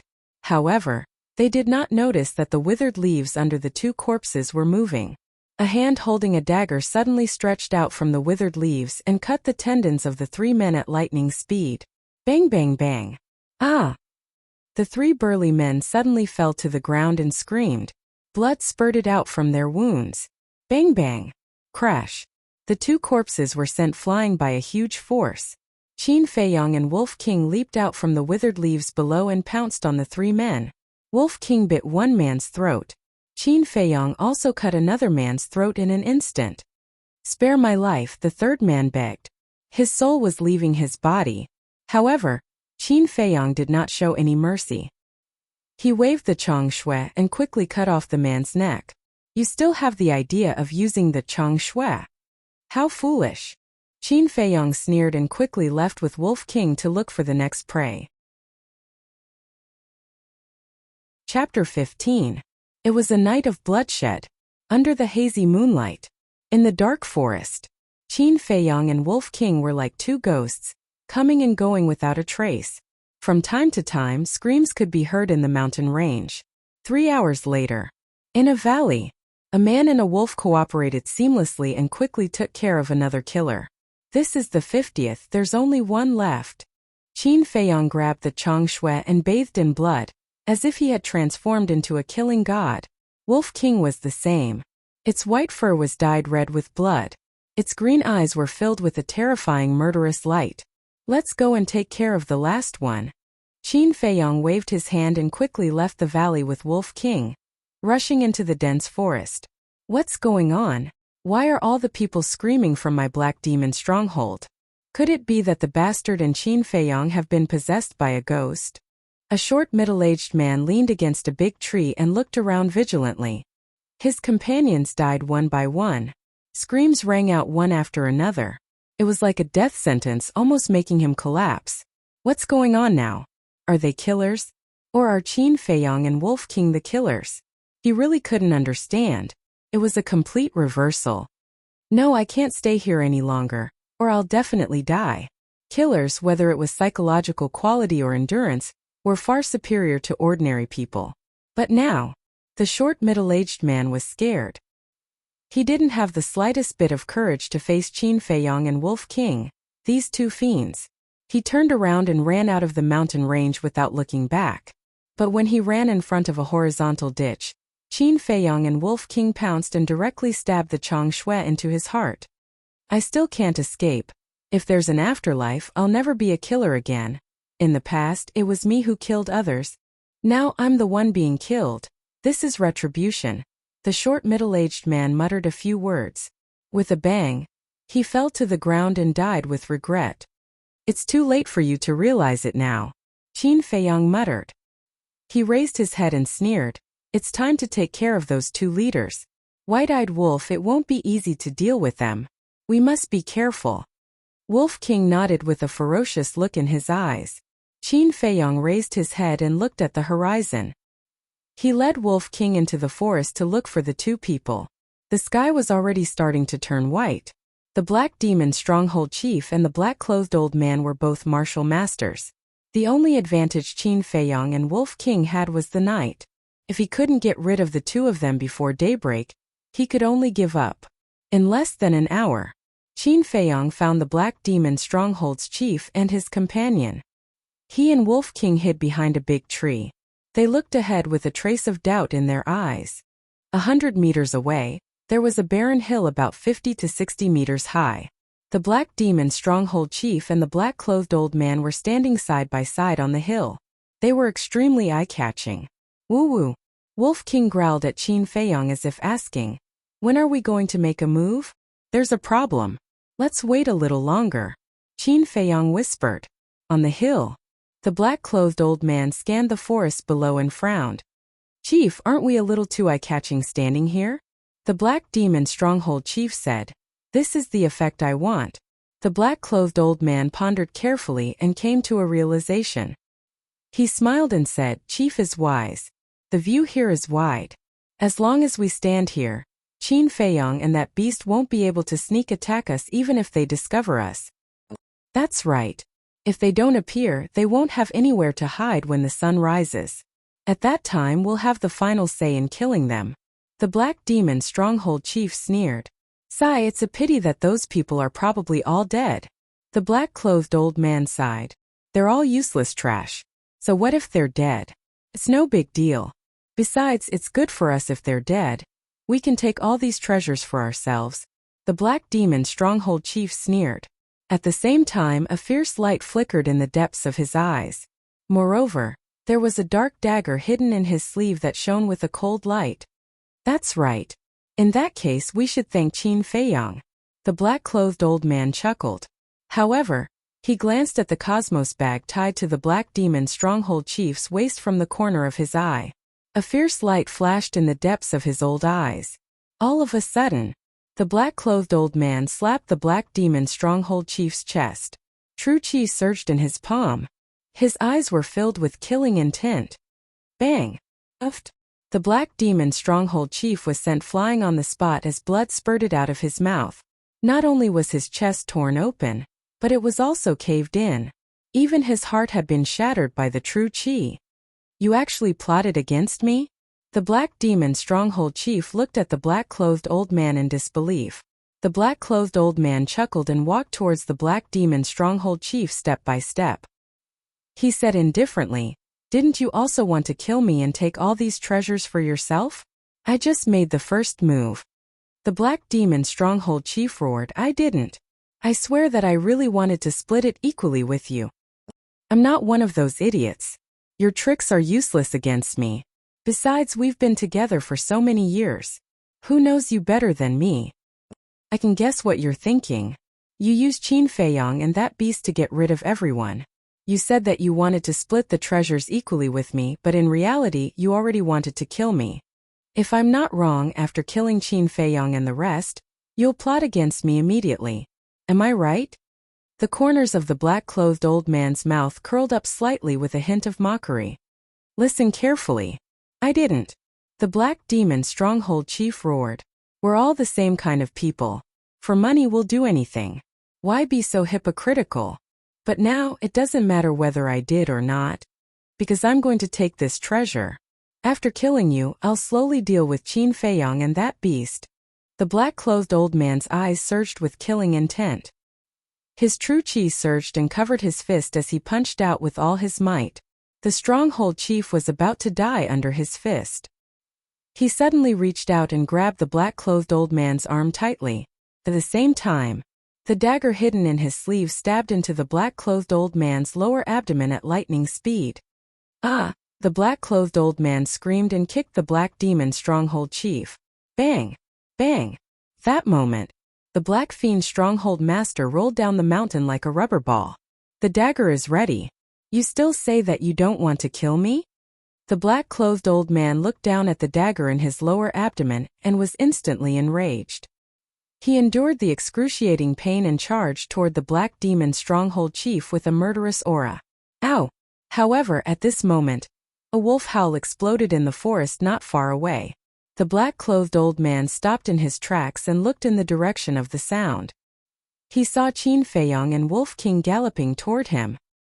He lowered his head again and looked at the Black Demon Stronghold Chief who was rolling down the mountain. His gaze was extremely gloomy. If he chased after him at this moment and snatched the cosmic bag, he would definitely bump into Qin Feiyang. If he was not injured, he would not be afraid. He could kill the man in wolf with a wave of his hand. But now the dagger in his lower abdomen prevented him from using his true chi. He could not even unleash half of his strength. He looked at Qin Feiyang again.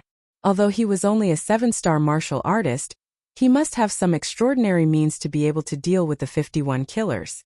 The black-clothed old man weighed the pros and cons and realized that he did not have the courage to go down. Damn it! He cursed angrily and decisively turned around. He went down the mountain from the other side and quickly fled into the forest, disappearing. Although he desired the treasures in the cosmic bag, he cared more about his own life. Bam!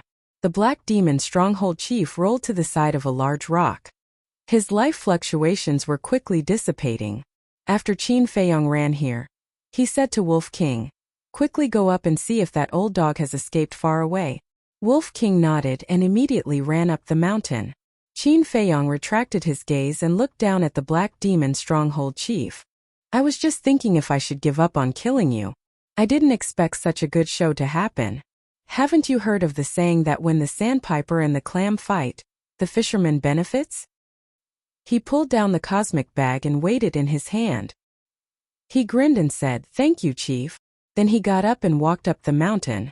But the Black Demon Stronghold Chief suddenly reached out and grabbed his ankle. Qin Feiyang looked back and frowned. Do you want me to give you a quick death? Qin Feiyang, please do me a favor. The Black Demon Stronghold Chief begged intermittently. Not interested. Qin Feiyang said indifferently. I am a dying man. Please do me a favor, okay? The Black Demon Stronghold Chief looked at him pleadingly. Qin Feiyang raised his eyebrows and said, What favor? There is a jade pendant on my neck. Please help me send it to the martial arts hall. You must personally hand it to a person called Chao Lang. When he sees the jade pendant, he will know that I was not killed by you. The chief of the Black Demon Stronghold used over 20 breaths to finish such a short sentence. After finishing, he fell to the ground and died. Martial arts hall? Qin Feiyang frowned. Wasn't this person an assassin? How could he be related to the martial arts hall? Who was this Chao Lang? This time, Wolf King ran down the mountain and shook his head at Qin Feiyang. He is seriously injured and can't run far. Bury him first. Qin Feiyang turned around and walked a few steps, punching the ground with all his strength. Boom! Dust and smoke immediately rose from this place, and a 2-meter-deep crater was revealed. Then, Qin Feiyang came to the Black Demon Stronghold Chief's side and pulled open his clothes. There was really a jade pendant hanging on his neck. The jade pendant was dark green and looked simple and unadorned. It didn't look like a treasure. He grabbed the jade pendant and pulled it off. He looked at it in front of his eyes for a while, but he still couldn't figure it out. He put it in his trouser pocket, picked up the Black Demon Stronghold Chief's body, and put it in the deep pit. Alas, don't be an assassin in the next life. Qin Feiyong sighed. This incident gave him a great feeling. People's hearts were really sinister. From this, he also came to a conclusion. Never trust an assassin, let alone be friends with an assassin, because it was self-destruction.